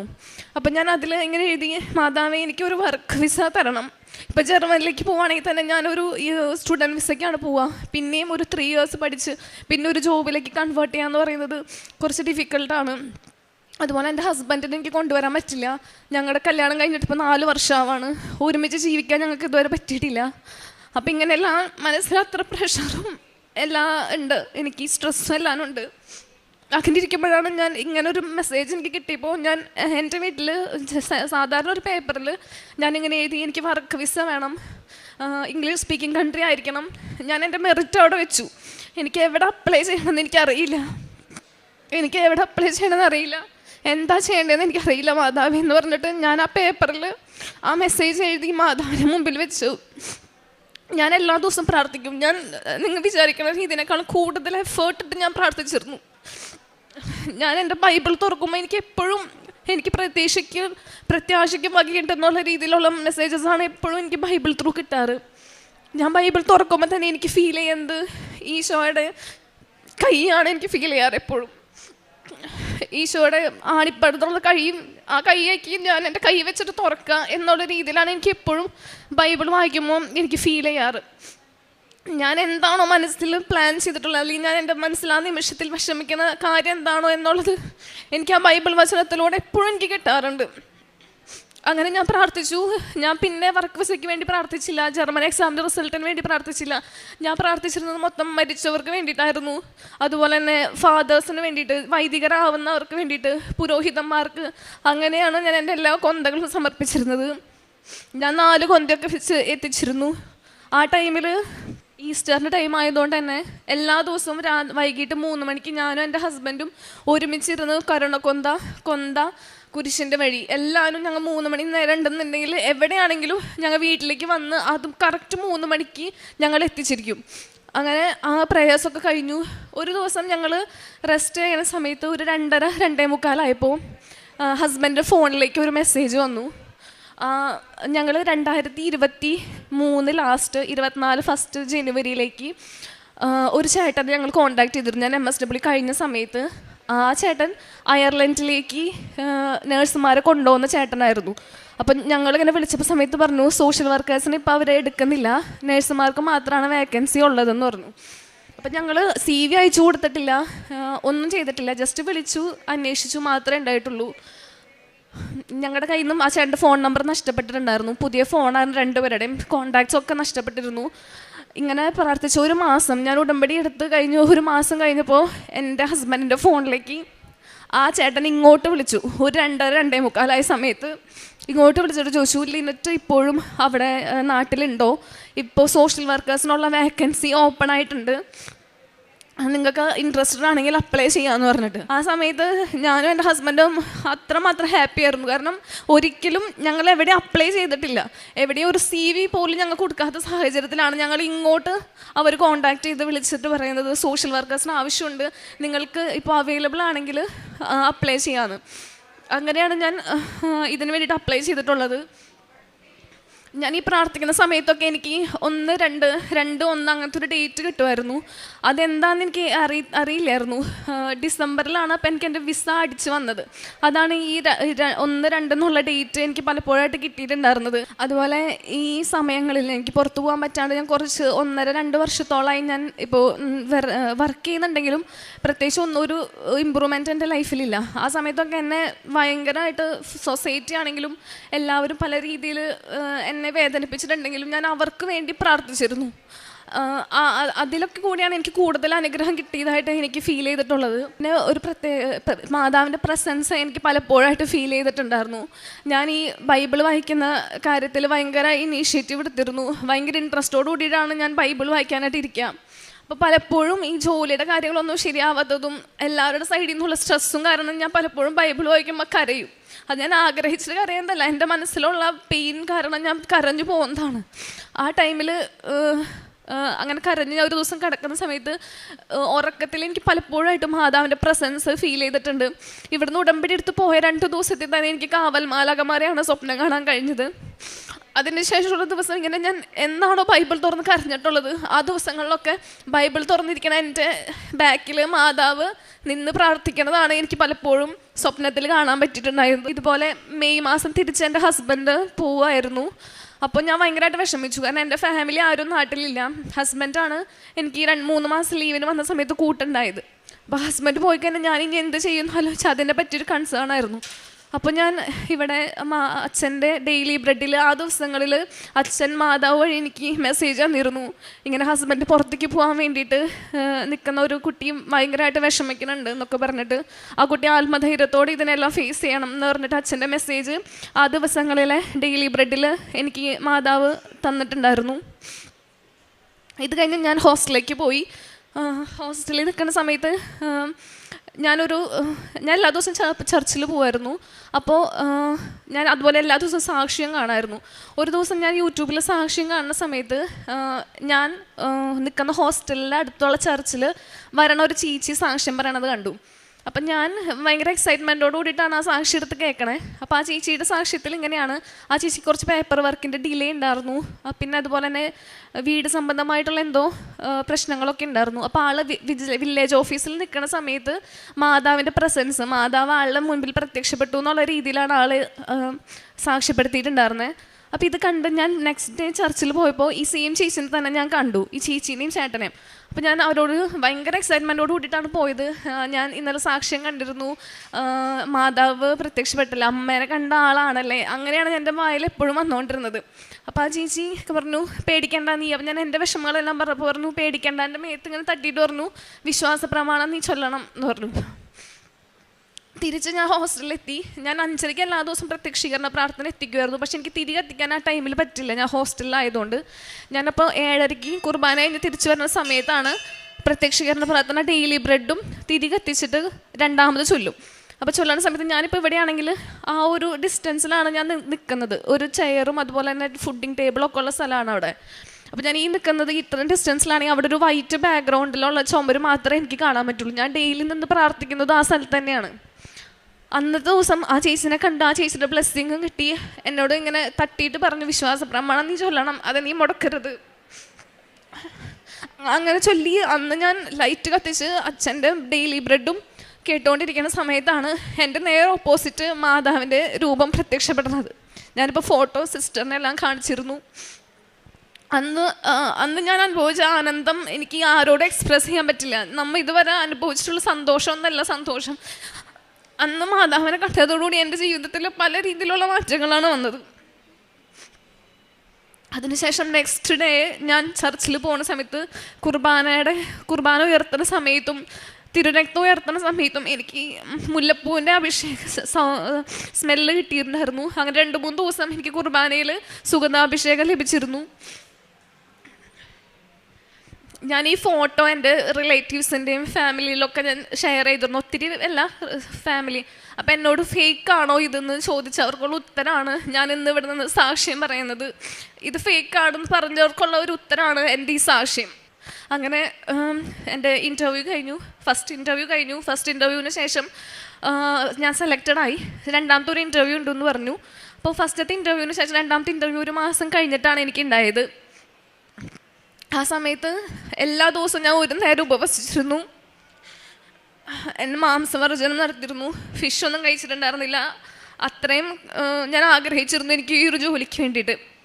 അങ്ങനെ രണ്ടാമത്തെ ഇൻ്റർവ്യൂ നടന്നു. അതിൻ്റെ റിസൾട്ട് വരുന്നത് ആഗസ്റ്റ് 15 മാതാവിൻ്റെ സ്വർഗാരോപണ ദിവസത്തിൻ്റെ അന്നാണ്. എനിക്ക് എല്ലാ അനുഗ്രഹങ്ങളും നൽകിയതും കിട്ടിയതും മാതാവിൻ്റെ ദിവസങ്ങളിലാണ്. അതിനുശേഷം ഞാനിവിടെ റാലിക്ക് വന്ന് പങ്കെടുത്തിരുന്നു. അപ്പോൾ എനിക്ക് എൻ്റെ ഇൻ്റർവ്യൂവിലെല്ലാം ഞാൻ പാസ്സായി. പെർമിറ്റ് വന്നതിലും ഈ പറഞ്ഞോണം തടസ്സം തന്നെയായിരുന്നു എൻ്റെ എല്ലാ പ്രോസസ്സിങ്ങിലും. വന്ന പെർമിറ്റിൽ ലൊക്കേഷനിൽ ചെറിയൊരു വ്യത്യാസം ഉണ്ടായിരുന്നു. അപ്പോൾ എൻ്റെ മുൻപേ ഞാനാണ് ഫസ്റ്റ് ഇൻ്റർവ്യൂ ക്ലിയർ ആയത്. ബാക്കി കമ്പാരിറ്റീവ് എല്ലാവരും പിന്നീടാണ് ഇൻ്റർവ്യൂ ഒക്കെ കംപ്ലീറ്റ് ആക്കി വന്നിട്ടുണ്ടായിരുന്നത്. ഫസ്റ്റ് പേപ്പർ വെച്ച എൻ്റെ പെർമിറ്റ് ലേറ്റായി. അതിൽ ഒരു ലൊക്കേഷനിൽ ചേഞ്ചും വന്നിട്ടുണ്ടായിരുന്നു. അപ്പോൾ ഞാനിവിടെ ജമാല റാലിക്ക് വന്നിട്ടുണ്ടായിരുന്നു. അപ്പോൾ അതിൽ ഞാൻ നിയോഗം വെച്ച് പ്രാർത്ഥിച്ചു എൻ്റെ പെർമിറ്റ് ശരിയാക്കി തരണം എന്നുള്ളത്. ഞാൻ അത്ര എഫേർട്ട് ഇട്ട് പ്രാർത്ഥിച്ചു. ഒക്ടോബർ 31 എനിക്ക് എൻ്റെ പെർമിറ്റ് കറക്റ്റാക്കി മാതാവ് എനിക്ക് തന്നു. അന്ന് തന്നെ ഞാൻ VFSൽ ഡേറ്റ് എടുത്തു. നവംബർ 3 ഞാൻ വിസയ്ക്ക് സബ്മിഷൻ കഴിഞ്ഞു. ഇവിടെ ഡിസംബർ 7 മാതാവിനെ തൊട്ട് മുത്താനുള്ള അവസരത്തിലും ഞാൻ വന്നിട്ടുണ്ടായിരുന്നു. അപ്പോഴും എൻ്റെ വിസ വന്നിട്ടുണ്ടായിരുന്നില്ല. അപ്പം ഞാൻ അപ്പോഴും പ്രാർത്ഥിച്ചിരുന്നു. പിന്നെ ഡിസംബർ 8 എൻ്റെ ബർത്ത്ഡേ ആണ്. അമലോത്ഭവ മാതാവിൻ്റെ ദിവസമാണ് എൻ്റെ ജനിച്ചത്. അപ്പം എനിക്ക് ഭയങ്കര എക്സൈറ്റ്മെൻ്റ് ആയിരുന്നു. എല്ലാവരും ഇവിടെ സാക്ഷ്യം പറയുമ്പോൾ അവർക്ക് ബർത്ത്ഡേ ഗിഫ്റ്റ് കിട്ടി എന്ന് പറയുമ്പോൾ എനിക്കും പറയണമെന്ന് ഭയങ്കര ആഗ്രഹമായിരുന്നു. അപ്പം ഞാൻ അതിന് വേണ്ടി പ്രാർത്ഥിച്ചിരുന്നു. അങ്ങനെ 9 എൻ്റെ വിസ അടിച്ചു. ഡിസംബർ 10 എൻ്റെ കയ്യിൽ എൻ്റെ വിസ കിട്ടി. ഈ ജനുവരി 8 ഞാൻ അയർലൻഡിലേക്ക് പോവാണ്. മാതാവാണ് എനിക്ക് വഴി തുറന്നു തന്നത്. ഈശോയോട് കൂടുതൽ അടുക്കാൻ വേണ്ടിയിട്ട് എനിക്ക് ഉടമ്പടി എന്നെ സഹായിച്ചിട്ടുണ്ട്. ഞാൻ പണ്ടൊക്കെ ഒട്ടും പ്രാർത്ഥിക്കാത്തൊരു കുട്ടിയായിരുന്നു. എൻ്റെ ഫാമിലി ഭയങ്കര പ്രാർത്ഥനയിൽ ഭയങ്കരമായിട്ട് ഇമ്പോർട്ടൻസ് കൊടുത്തിരുന്ന ആൾക്കാരാണ്. ഞാൻ പലപ്പോഴും പ്രാർത്ഥനയിൽ പോലും പൂർണ്ണ പങ്കാളിത്തം ഇല്ലാതെ ഇരുന്നിട്ടുണ്ട്. അങ്ങനെയുള്ള എന്നെയാണ് ഈ കൃപാസനം എന്നുള്ള സ്ഥലം ഇത്രത്തോളം വളർത്തിയത്. ഉടമ്പടിക്ക് ശേഷമാണ് നിത്യജീവിതത്തിനെ പറ്റിയുള്ള ഒരു ചിന്ത എൻ്റെ ജീവിതത്തിൽ വന്നത്. ഇപ്പം എൻ്റെ പ്രാർത്ഥന മൊത്തം എനിക്കൊരു സക്സസ്ഫുൾ വുമൺ ആവണം എന്നല്ല, എനിക്ക് ഈശോയുടെ അടുത്തെത്തണം, ഈശോയുടെ കൂടെ ജീവിക്കണം എന്നുള്ളതാണ് എൻ്റെ ഉടമ്പടി ലക്ഷ്യം. എല്ലാവരും ഉടമ്പടി എടുത്തപ്പോൾ എന്നോട് ചോദിച്ചു, നിൻ്റെ കാര്യം സാധിച്ചോ എന്നാണ്. എനിക്ക് അവരോട് പറയാനുള്ളത്, എനിക്ക് എൻ്റെ കാര്യം സാധിക്കാൻ വേണ്ടിയിട്ടല്ല ഞാൻ ഇവിടെ വന്നത്. എനിക്ക് എൻ്റെ ഈശോയും എൻ്റെ മാതാവിനെയോ കൂടെ പിടിക്കാൻ വേണ്ടിയിട്ടാണ് ഞാൻ ഇവിടേക്ക് വന്നിട്ടുള്ളത്. അത് ഈ കൃപാസനം വഴി എനിക്ക് സാധിച്ചു തന്നിട്ടുണ്ട്. പിന്നെ പ്രേക്ഷിത പ്രവർത്തനങ്ങൾ എന്ന് പറഞ്ഞു കഴിഞ്ഞാൽ ഞാൻ എല്ലാ മാസവും പറ്റുന്ന മാസങ്ങളിലെ എല്ലാ ആഴ്ചകളിലും ഞാൻ ഡയാലിസിസ് പേഷ്യൻസിനെ പോയി കാണാറുണ്ട്. അവർക്ക് വേണ്ട സാമ്പത്തിക സഹായങ്ങൾ ഞാൻ ചെയ്യാറുണ്ട്. അതുപോലെ ഗവൺമെൻറ് ഹോസ്പിറ്റൽസിൽ ഫുഡ് കൊണ്ട് കൊടുക്കാറുണ്ട്. ഓഫണേജസിൽ പോകാറുണ്ട്. അവിടുത്തെ അപ്പച്ചന്മാർക്കും അമ്മച്ചിമാരുടെ അടുത്തും കുറേ നേരം ടൈം സ്പെൻഡ് ചെയ്യാറുണ്ട്. തിരിച്ചു വന്നിട്ട് അവർക്ക് വേണ്ടി ഞാൻ പ്രാർത്ഥിക്കാറുണ്ട്. കൂടുതലായിട്ട് ഞാൻ സാമ്പത്തിക സഹായമാണ് കാരുണ്യപ്രവൃത്തിയായിട്ട് ഞാൻ ചെയ്തിട്ടുള്ളത്. പ്രേക്ഷിത പ്രവർത്തനങ്ങൾ എന്ന് പറയുമ്പോൾ ഞാൻ ഇവിടുന്ന് കിട്ടുന്ന പത്രങ്ങൾ എല്ലാ സ്ഥലത്തും, ഇപ്പം എൻ്റെ ഏജിലുള്ളവർ എന്നെ കളിയാക്കാറുണ്ട്. യൂത്തിലുള്ള പിള്ളേരെല്ലാവരും കളിയാക്കും, ചേച്ചിക്ക് നാണാവില്ലേ കൃപാസനത്തിൽ ഇങ്ങനെയൊക്കെ ഇത് ചെയ്യാൻ വേണ്ടിയിട്ട്, പത്രം കൊണ്ട് കൊടുക്കാൻ വേണ്ടിയിട്ട്, ഇവിടെ അങ്ങനെയാണ് ഇങ്ങനെയാണെന്നൊക്കെ പലപ്പോഴും പല ട്രോളും കേട്ടിട്ട് യൂത്തിലെ പിള്ളേർ എന്നോട് വന്ന് പറഞ്ഞിട്ടുണ്ട്. അവർക്ക് എല്ലാവർക്കും ഉള്ള ഉത്തരമാണ് എനിക്ക് ഈ സാക്ഷ്യം. ഞാൻ പ്രേക്ഷിത പ്രവർത്തനം പറഞ്ഞ പോലെ കവലകളിൽ കൊണ്ട് കൊടുക്കാറുണ്ട്, ഓട്ടോ സ്റ്റാൻഡിൽ കൊടുക്കാറുണ്ട്, പള്ളികളിൽ കൊടുക്കാറുണ്ട്. എനിക്ക് പരിചയമില്ലാത്ത എല്ലാവരോടും സംസാരിച്ച് എൻ്റെ ഈ കിട്ടിയ അനുഗ്രഹം പോലും പറഞ്ഞ് ഞാൻ സാക്ഷ്യപ്പെടുത്തിയിട്ടുണ്ട്. ഞാൻ എൻ്റെ ഈ വിസയുടെ കാര്യം ആദ്യമായിട്ട് ഞാൻ പറയുന്നത് ഈ അൾത്താരയിലാണ്. എൻ്റെ അപ്പയ്ക്കും അമ്മയ്ക്കും മദറിൻലോയ്ക്കും ഹസ്ബൻഡിനും മാത്രമേ എൻ്റെ ഈ കാര്യം അറിയത്തുള്ളൂ. എൻ്റെ ചേച്ചിയോട് പോലും ഞാനിത് പറഞ്ഞിട്ടില്ല. ഇവിടെ വന്ന് സാക്ഷ്യപ്പെടുത്തിയതിന് ശേഷം മാത്രമാണ് ഞാൻ ഒരാളോട് പറയുള്ളൂ എന്ന് അമ്മോട് ഞാൻ പറഞ്ഞിട്ടാണ് ഇവിടുന്ന് പോയത്. എനിക്ക് നിങ്ങളോടൊക്കെ പറയാനുള്ളത്, എന്തെങ്കിലും ഡിലേ വരുവാണെന്നുണ്ടെങ്കിൽ, നിങ്ങളുടെ പ്രോസസ്സിങ്ങിലോ അല്ലെങ്കിൽ പ്രാർത്ഥനയുടെ കാര്യത്തിൽ എന്തെങ്കിലും ഡിലേ വരുന്നുണ്ട് എന്നുണ്ടെങ്കിൽ അതൊരു ദൈവത്തിൻ്റെ പ്രൊട്ടക്ഷനാണ്. അത് ആ ലേറ്റ് ആവുന്നത് നിങ്ങൾക്ക് വേണ്ടിയിട്ടുള്ള ഒരു പ്രത്യേക അനുഗ്രഹം തരാൻ വേണ്ടി മാത്രമാണ്. ഈശോയ്ക്കും പരിശുദ്ധമ്മയ്ക്കും 1000 പേര് റിയ. ഇതെൻ്റെ ഹസ്ബൻഡ് ജോർജ്. ഞങ്ങൾ കൊച്ചിയിൽ നിന്നാണ് വരുന്നത്. ഞാനിവിടെ വന്ന് ഉടമ്പടി എടുക്കുന്നത് ഡിസംബർ 20, 2025 ഞങ്ങൾ പുത്തൻകുരിശ് വേളൂർ ഇടവക അംഗങ്ങളാണ്. ഞങ്ങളുടെ കല്യാണം കഴിഞ്ഞിട്ട് 8 മാസമായിട്ടുണ്ട്. കഴിഞ്ഞ നവംബർ മിഡോടുകൂടെ എൻ്റെ ഹസ്ബൻഡിന് ഇതുപോലെ തന്നെ ഭയങ്കരമായിട്ട് പനി അതിതീവ്രമായിട്ടുള്ള പനിയും തലവേദനയും സ്റ്റാർട്ട് ചെയ്തായിരുന്നു. അവൻ ബാംഗ്ലൂരാണ് വർക്ക് ചെയ്യുന്നത്. അപ്പോൾ അവിടെ നിന്ന് ഒരു പ്രൈം അനാലിസിസിൽ ക്ലിനിക്കിൽ പോയി പ്ലേറ്റ്ലെറ്റ്സ് കുറയുന്ന കണ്ട് ബ്ലഡ് ടെസ്റ്റ് ചെയ്തപ്പോൾ അവർ പറഞ്ഞത് ഡെങ്കു ആയിരിക്കും, നമുക്കൊന്നുകൂടി റീടെസ്റ്റ് ചെയ്യാം. പക്ഷേ ഡെങ്കു എല്ലാം നെഗറ്റീവായിരുന്നു. പനിയാണെങ്കിൽ കുറയുന്നുണ്ടായിരുന്നില്ല. സോ അവൻ നാട്ടിലേക്ക് എത്തി. ഞങ്ങൾ രാജഗിരിയിൽ പോയി അഡ്മിറ്റ് ചെയ്തു. അപ്പോൾ പനി എന്ന് പറയുന്നത് 104 തന്നെയാണ്. സ്റ്റാർട്ടിങ്ങിൽ 100 പിന്നെ അത് ഗ്രാജുവലി ഇൻക്രീസ് ചെയ്ത് 104 അങ്ങനെ ഞങ്ങളവിടെ ഒരാഴ്ചത്തോളം അഡ്മിറ്റ് ആയിട്ടുണ്ട്. അന്നെന്ന് പറഞ്ഞു കഴിഞ്ഞാൽ വൈറൽ ഫീവർ എന്നാണ് നമ്മൾ വിചാരിച്ചുകൊണ്ടിരുന്ന. ഡെങ്കു, ടൈഫോയിഡ് അങ്ങനെ എല്ലാവിധ ടെസ്റ്റുകളും ഞങ്ങൾ എടുത്തിട്ടുണ്ടായിരുന്നു. എല്ലാം നെഗറ്റീവാണ്. ഡെയിലി ബ്ലഡ് എടുക്കുന്നു, ടെസ്റ്റ് ചെയ്യുന്നു, എല്ലാം നെഗറ്റീവ്. ഞങ്ങൾക്ക് എന്താണ് റീസൺ എന്ന് ഇതുവരെ അറിയുന്നുണ്ടായിരുന്നില്ല. ലാസ്റ്റ് അവർ ഒന്നുമില്ലാഞ്ഞിട്ട് അവർ ലാസ്റ്റ് പെറ്റ് സ്കാൻ സജസ്റ്റ് ചെയ്തു. അപ്പോൾ ഒരു പനിയായിട്ട് വന്ന ഒരാൾ പെറ്റ് സ്കാനിലേക്ക് പോയപ്പോൾ തന്നെ എനിക്ക് ഭയങ്കര ടെൻഷനായി. അപ്പം എനിക്ക് ഭയങ്കര വിഷമമായിട്ട് എനിക്ക് ഈ കൃപാസനത്തിനെ പറ്റി എൻ്റെ അമ്മ ഇവിടെ വന്ന് ഉടമ്പടി എടുത്തതും പ്രകാരം എനിക്ക് അറിയുന്നതുമായി ഞാൻ ഇവിടെ വന്ന് പ്രാർത്ഥിക്കാമെന്ന് എൻ്റെ മനസ്സിൽ, ഇവന് പെറ്റ് സ്കാൻ ഓക്കെ ആണെങ്കിൽ ഞാൻ ഇവിടെ വന്ന് പ്രാർത്ഥിക്കാമെന്ന് ഞാൻ എൻ്റെ മനസ്സിൽ ഇങ്ങനെ പറയുന്നുണ്ടായിരുന്നു. അപ്പോൾ അന്ന് പെറ്റ് സ്കാനിൻ്റെ റിസൾട്ട് വന്നു. പെറ്റ് സ്കാനിൽ ഒന്നും ഉണ്ടായില്ല. അപ്പോൾ എനിക്ക് സമാധാനമായിരുന്നു ഉണ്ടായിരുന്നത്. പക്ഷേ അപ്പോഴും നമ്മുടെ പോയിന്റ് എന്താണെന്ന് നമുക്ക് കണ്ടുപിടിക്കാൻ പറ്റുന്നില്ല. അപ്പോൾ ഞങ്ങളോട് ആദ്യം പറഞ്ഞത് പെറ്റ് സ്കാനിന് ഒന്നും കിട്ടിയില്ലെങ്കിൽ ബോൺ മാരോ എന്ന് പറയുന്ന ഇത് സജസ്റ്റ് ചെയ്തിരുന്നു. പക്ഷേ അവരപ്പോൾ ഞങ്ങളുടെ അടുത്ത് പറഞ്ഞു ബോൺ മാരോ ചെയ്യണ്ട, നമ്മൾ ഓൾറെഡി ഫൈനൽ ചെയ്തു, ഇതൊരു HLH എന്ന് പറയുന്ന ഒരു ഇമ്മ്യൂൺ ഡിസോർഡറാണെന്നാണ് പറഞ്ഞത്. അപ്പോൾ ഞങ്ങൾക്ക് ഇതിനെപ്പറ്റി ഒട്ടും അവെയർ അല്ല. ഇവർ പറഞ്ഞത് സ്റ്റിറോയിഡ് സ്റ്റാർട്ട് ചെയ്യാമെന്നാണ്. അപ്പോൾ സ്റ്റിറോയിഡ് സ്റ്റാർട്ട് ചെയ്യുന്നതിനെ പറ്റി എനിക്ക് വലിയ കുഴപ്പം തോന്നിയില്ല. ചെറിയ ഗ്രാജുവലി കൊടുക്കുന്നതിനൊന്നും പ്രശ്നമല്ല. പക്ഷേ എല്ലാവരും എന്നോട് പറഞ്ഞു. പക്ഷെ ഞാൻ ആ ഡോക്ടേഴ്സിനോട് ചോദിച്ചപ്പോൾ ഞാൻ ചോദിച്ചു ഇത് കൊടുത്തു കഴിഞ്ഞാൽ മാറുമെന്ന് ഞാൻ ചോദിച്ചു. അപ്പോൾ അവർ പറഞ്ഞു അവർക്കത് ഉറപ്പില്ല, അതിൽ മാറുന്നൊന്നും ഉറപ്പില്ല, ചിലപ്പോൾ നമുക്കതൊരു ഇൻഫെക്ഷൻ ആവാം, അങ്ങനെ എന്ത് വേണമെങ്കിലും സംഭവിക്കാമെന്ന് പറഞ്ഞു. അപ്പോൾ എനിക്ക് വീണ്ടും ടെൻഷനായി. കാരണം നമുക്ക് സ്റ്റിറോയിഡ് കൊടുത്തിട്ടും മാറില്ലെങ്കിൽ നമുക്കതൊരു ഉറപ്പായിട്ടും നമുക്കൊന്നും പറയാൻ പറ്റില്ലായിരുന്നു. അപ്പോൾ ഞങ്ങൾ ഒരു സെക്കൻഡ് ഒപ്പീനിയൻ എന്ന് ഇത് കൺഫേം ചെയ്തിരിക്കുന്നത് ആകെപ്പാടെ നമ്മുടെ ഒരു ഫെറിറ്റിൻ എന്ന് പറഞ്ഞ ലെവലുണ്ട്. അത് അവൻ്റെ ഗ്രാജുവലി 250 ലെവൽ വരേണ്ടത് അത് 3000 എബോ ആണ് ഇവന് കാണിക്കുന്നത്. അപ്പോൾ അങ്ങനെ അത് HLH എന്ന് പറയുന്ന ഒരു അസുഖമായിട്ടാണ് പറഞ്ഞത്. അപ്പോൾ ഞാനപ്പോൾ ഞങ്ങൾ സെക്കൻഡ് ഒപ്പീനിയന് വേണ്ടിയിട്ട് വെല്ലൂരിക്ക് നമ്മൾ പോകാൻ റെഡിയായി. നമുക്ക് അന്നേ ദിവസം എനിക്ക് ഭയങ്കര ബുദ്ധിമുട്ടായിരുന്നു ഇങ്ങോട്ട് വരാൻ. പക്ഷെ എനിക്കിവിടെ വന്നേ പറ്റൂ എന്ന് എൻ്റെ മനസ്സ് പറഞ്ഞുകൊണ്ടിരുന്നു. ഞാൻ അന്നേ ദിവസം ഞാൻ എൻ്റെ ആൻറ്റീൻ്റെ കൂടെ ഞങ്ങൾ ഒരു 3 മണി 4 മണിക്ക് ഞാൻ അവിടെ നിന്ന് പുറപ്പെട്ട് ഞാൻ ഇവിടെ ഒരു 5 മണി ആ റേഞ്ചിൽ വൈകുന്നേരത്തിലാണ് ഞാൻ ഇവിടെ എത്തുന്നത്. ഞാൻ ഇവിടെ വന്ന് പ്രാർത്ഥിച്ചു. അപ്പോൾ ഇവിടെ ഒരു സിസ്റ്റർ ഉണ്ടായിരുന്നു. ഞങ്ങൾ ഈ കാര്യങ്ങളെല്ലാം പറഞ്ഞു. അപ്പോൾ സിസ്റ്റർ പറഞ്ഞു ഇതെല്ലാം മാറുമ്പോൾ ഇവിടെ വന്ന് ഉടമ്പടി എടുക്കണം എന്ന് പറഞ്ഞു. അപ്പോൾ ഓക്കെ, ഞാൻ അതെല്ലാം വിചാരിച്ചു. പക്ഷെ ഞാൻ ഇവിടെ വെച്ച് തന്നെ എനിക്ക് ഇവിടെ നിന്ന് ഇറങ്ങിയത് മുതൽ എനിക്ക് ഭയങ്കര ഒരു കോൺഫിഡൻസ് ആയിരുന്നു. അതുവരെ ഞാൻ ഭയങ്കര ഡൗട്ട്ഫുള്ളായിരുന്നു. എന്താ ചെയ്യേണ്ടത് എന്താണെന്നൊന്നും എനിക്ക് അറിയില്ലായിരുന്നു. ഞാൻ അന്നേ ദിവസം മുതൽ പ്രാർത്ഥിക്കുന്നുണ്ട്. ഞാൻ ഒരു ഡേറ്റ് എൻ്റെ മനസ്സിൽ തന്നെ ഉണ്ട്, ഡിസംബർ 7 അവൻ്റെ അസുഖം മാറുമെന്ന് ഞാൻ തന്നെ എൻ്റെ മനസ്സിൽ പറയാൻ തുടങ്ങി. എല്ലാവരും എന്നോട് ചോദിച്ചു നിനക്ക് എവിടെ നിന്ന് ഈ കോൺഫിഡൻസ് വരുന്നതെന്ന് ചോദിച്ചു.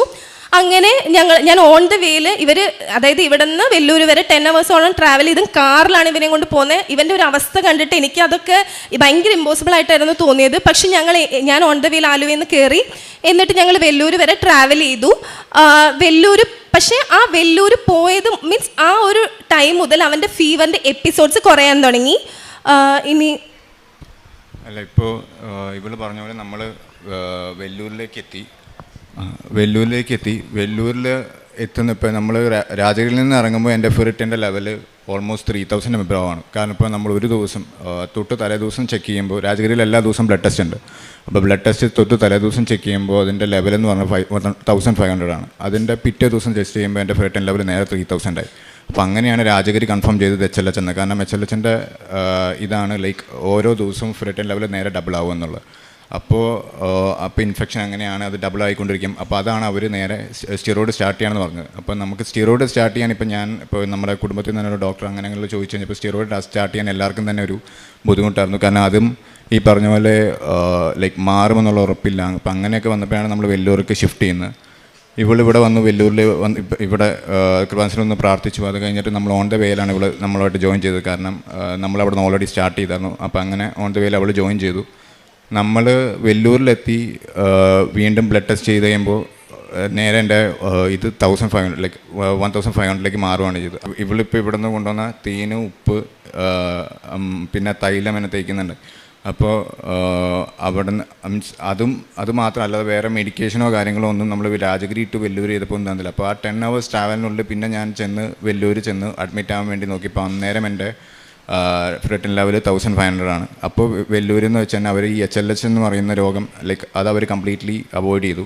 പിന്നെ നോക്കുമ്പോൾ ഈ പറഞ്ഞ പോലെ നമ്മുടെ ബ്ലഡ് ഇൻഫെക്ഷൻ കുറഞ്ഞുകൊണ്ടിരിക്കുകയാണ്. എനിക്ക് അവിടെ വെല്ലൂർ വെച്ചിട്ട് വേറെ മെഡിക്കേഷൻ ഒന്നും സ്റ്റാർട്ട് ചെയ്തില്ല, ബട്ട് എല്ലാം കുറഞ്ഞുകൊണ്ടിരിക്കുകയാണ്. ഈ പനിയാണെങ്കിലും നമ്മൾ ഫസ്റ്റ് എനിക്കൊരു 2 hours ലൈക്ക് രാജഗിരിയിൽ വെച്ചിട്ട് നമുക്ക് എന്തെങ്കിലും തന്നെ 2 hours ആണ്. 2 hours എൻ്റെ പനി കുറഞ്ഞാലും 2 hours കഴിഞ്ഞാൽ പിന്നെ വീണ്ടും ഈ 104 എൻ്റെ പനി വീണ്ടും വരും. പക്ഷേ വെല്ലൂരിലെത്തി കഴിഞ്ഞപ്പോഴേക്കും പിന്നെ അതിൻ്റെ ഗ്യാപ്പ് കൂടി ലൈക്ക് 8 hours ആയി ആദ്യം. പിന്നെ അത് കുറഞ്ഞ് നമുക്ക് ഈ പറഞ്ഞ ഡിസംബർ 7th കൂടി എൻ്റെ പനി കംപ്ലീറ്റ്ലി മാറി. അവന് പനി ഉണ്ടായിരുന്ന സമയത്ത് ഞാൻ ഇവിടെ നിന്ന് കിട്ടിയിട്ടുണ്ടായിരുന്ന തേനും ഉപ്പൊക്കെ ഞാൻ എന്നോന് കൊടുത്ത് ഞങ്ങൾ പ്രാർത്ഥിക്കുമായിരുന്നു. ഞങ്ങൾ പിന്നെ അതുപോലെ തന്നെ എനിക്ക് വേറൊരു അനുഭവം പറയാനുണ്ടായെന്ന് വെച്ച് കഴിഞ്ഞാൽ, ഇവൻ ബാംഗ്ലൂർ വർക്ക് ചെയ്യുന്നു, ഞാൻ കൊച്ചിയിൽ വർക്ക് ചെയ്തുകൊണ്ടിരുന്നത്. ഞങ്ങൾ ഒന്നിച്ച് വർക്ക് ചെയ്യണമെന്നായിരുന്നു, മീൻസ് ഒരുമിച്ച് ഒരേ ലൊക്കേഷനിൽ നിൽക്കണം എന്നായിരുന്നു ഞങ്ങളുടെ ആഗ്രഹം ഉണ്ടായിരുന്നത്. ഞങ്ങൾ സോഫ്റ്റ്വെയർ ഡെവലപ്പേഴ്സ് ആയിരുന്നു. അപ്പോൾ ഞങ്ങൾക്ക് എന്ന് പറഞ്ഞാൽ ഒന്നിച്ച് നിൽക്കണം എന്നുണ്ടായിരുന്നു. അപ്പോൾ ഒരേ ലൊക്കേഷനിലേക്ക് ഞങ്ങൾ ട്രൈ ചെയ്യായിരുന്നു. അപ്പോൾ ഞാൻ ഇതിന് മുന്നേ ഇവൻ ഈ അസുഖം വരുന്നതിന് മുന്നേ ഞാൻ ട്രൈ ചെയ്യുന്നുണ്ടായിരുന്നു. പക്ഷേ എനിക്ക് എത്ര പറഞ്ഞിട്ടും ഞാൻ എൻ്റെ ഒരു 100 ഞാൻ കൊടുത്തിട്ടുണ്ട്. പക്ഷേ എത്ര ചെയ്തിട്ടും എനിക്ക് ഇൻ്റർവ്യൂസ് ഒന്നും ക്ലിയർ ചെയ്യാൻ പറ്റുന്നുണ്ടായിരുന്നില്ല. ഞാൻ ഇവിടെ വന്ന് ഞാൻ ഇത് പ്രാർത്ഥിച്ച് എല്ലാം കഴിഞ്ഞ് നെക്സ്റ്റ് ഞങ്ങൾ ഡിസ്ചാർജ് ചെയ്ത് ഞാൻ തിരിച്ചു വന്നു. നെക്സ്റ്റ് ഡേ തന്നെ എനിക്ക് 2 ഇൻ്റർവ്യൂസ് തന്നെ ഷെഡ്യൂൾ ചെയ്തിട്ടുണ്ടായിരുന്നു. ഭയങ്കര എക്സോസ്റ്റഡ് ആണ്. ഞാൻ ഒട്ടും പ്രിപ്പയർഡും ആയിരുന്നില്ല. കാരണം ഞാൻ ഇത്രയും മെൻ്റലി എക്സോസ്റ്റഡ് ആയി നിൽക്കുന്ന സമയത്ത് ഞാൻ ഒട്ടും പ്രിപ്പയർഡ് അല്ല. ഞാൻ ഇവനോട് തന്നെ പറഞ്ഞു ഞാൻ വെറുതെ ഒന്ന് ജസ്റ്റ് അറ്റൻഡ് ചെയ്യുന്നേ ഉള്ളൂ. പക്ഷെ ഞാൻ ആകെപ്പാടെ ഞാൻ കയറുന്നതിന് മുന്നേ ഞാൻ ഇങ്ങനെ പറഞ്ഞ എനിക്ക് മാതാവിനോട് ഞാൻ പറഞ്ഞു, മാതാവ് എനിക്ക് ഈ ഒരു കോഡ് മാത്രമേ അറിയുള്ളൂ, എനിക്കിത് വന്നാൽ മാത്രമേ സോൾവ് ചെയ്യാൻ പറ്റുള്ളൂ. ഇത് പറഞ്ഞിട്ട് തന്നെയാണ് ഞാൻ കയറുന്നത്. അപ്പോൾ എനിക്ക് ആദ്യത്തെ ഇൻ്റർവ്യൂ അറ്റൻഡ് ചെയ്തു. അപ്പം ഞാൻ അറിയുന്ന ആ ക്വസ്റ്റ്യൻ മാത്രമാണ് എനിക്ക് വന്നത്. അതുപോലെ തന്നെ എനിക്ക് അടുത്തൊരു ക്വസ്റ്റ്യൻ കിട്ടിയപ്പോൾ ആ ക്വസ്റ്റ്യനും ഞാൻ ഇങ്ങനെയൊന്നും സോൾവ് ചെയ്യുന്ന ഒരാളായിരുന്നില്ല. അപ്പോൾ എനിക്ക് പെട്ടെന്ന് തന്നെ അത് സോൾവ് ചെയ്യാൻ പറ്റി. അവർ ഭയങ്കര ഇമ്പ്രസ്ഡ് ആയിരുന്നു എന്നെപ്പറ്റി. അത് കഴിഞ്ഞ് അടുത്ത ഇൻ്റർവ്യൂ ഉണ്ടായിരുന്നു. അതെനിക്കൊരു ഇഷ്ടമുള്ള കമ്പനിയായിരുന്നു. അപ്പോൾ അതിലേക്ക് ഒറ്റ റൗണ്ടിൽ തന്നെ എന്നെ സെലക്ട് ചെയ്തു. എൻ്റെ പ്രോസസ്സ് ഭയങ്കര സ്പീഡി ആയിട്ട് ചെയ്തു. എനിക്ക് പെട്ടെന്ന് തന്നെ ഓഫർ ലെറ്റർ കിട്ടി. എല്ലാം കൊണ്ടും ഞാൻ അപ്പോൾ ഇവനോട് തന്നെ പറഞ്ഞു, ഞാൻ മാതാവിനോട് പ്രാർത്ഥിക്കാൻ സ്റ്റാർട്ട് ചെയ്ത മുതൽ തന്നെ എനിക്ക് നല്ല പോസിറ്റീവായിട്ടുള്ള ചേഞ്ചസ് ആണ് എൻ്റെ ലൈഫിൽ ഉണ്ടായിട്ടുള്ളത്. അതുപോലെ തന്നെ ഞങ്ങൾ കല്യാണം കഴിഞ്ഞിട്ട് ഇത്രേ ആയിട്ടുള്ളെങ്കിലും ഞങ്ങൾ എന്നും പള്ളിയിൽ പോകുന്നതോ അങ്ങനെയൊന്നും ഞങ്ങളുടെ ലൈഫിലില്ല. ഞങ്ങൾ ഞായറാഴ്ച പോലും പള്ളിയിൽ പോകാറില്ല. ഞങ്ങൾ വളരെ അതായത് ഒരു 2 വട്ടമൊക്കെ കല്യാണം കഴിഞ്ഞിട്ട് ഞങ്ങൾ പള്ളിയിൽ പോയിട്ടുള്ളൂ. പക്ഷേ ഞങ്ങൾ ഇപ്പോൾ റെഗുലറായിട്ട് എല്ലാ സൺഡേസും ഞങ്ങൾ പള്ളിയിൽ പോകാറുണ്ട്. അതുപോലെ തന്നെ ഞങ്ങൾ സന്ധ്യാപ്രാർത്ഥന പ്രാർത്ഥിക്കാറുണ്ട്. ഞങ്ങൾ ഒന്നിച്ച് പ്രാർത്ഥിക്കാറുണ്ട്. അല്ലെങ്കിൽ ഞാൻ പ്രാർത്ഥിക്കാമെന്ന് പറയുമ്പോൾ എണീറ്റ് പോവും. പക്ഷെ ഇപ്പം ഞങ്ങൾ ഒന്നിച്ച് പ്രാർത്ഥിക്കുന്നുണ്ട്. ഇങ്ങനെ ഒരുപാട് കാര്യങ്ങൾ ഞങ്ങൾക്ക് ഇവിടെ വന്നോടെ ലഭിച്ചിട്ടുണ്ട്.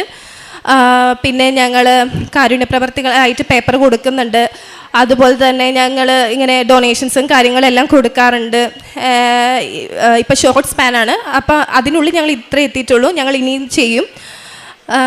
പിന്നെ ഇത്രയും തന്ന മാതാവിനും തിരുക്കുമാരനും ഞാൻ 1000 നന്ദി പറയുന്നുണ്ട്. ഈശോയ്ക്കും പരിശുദ്ധ അമ്മയ്ക്കും 1000 പുത്രന്റെയും പരിശുദ്ധാത്മാവിൻ്റെയും നാമത്തിൽ ആമേൻ.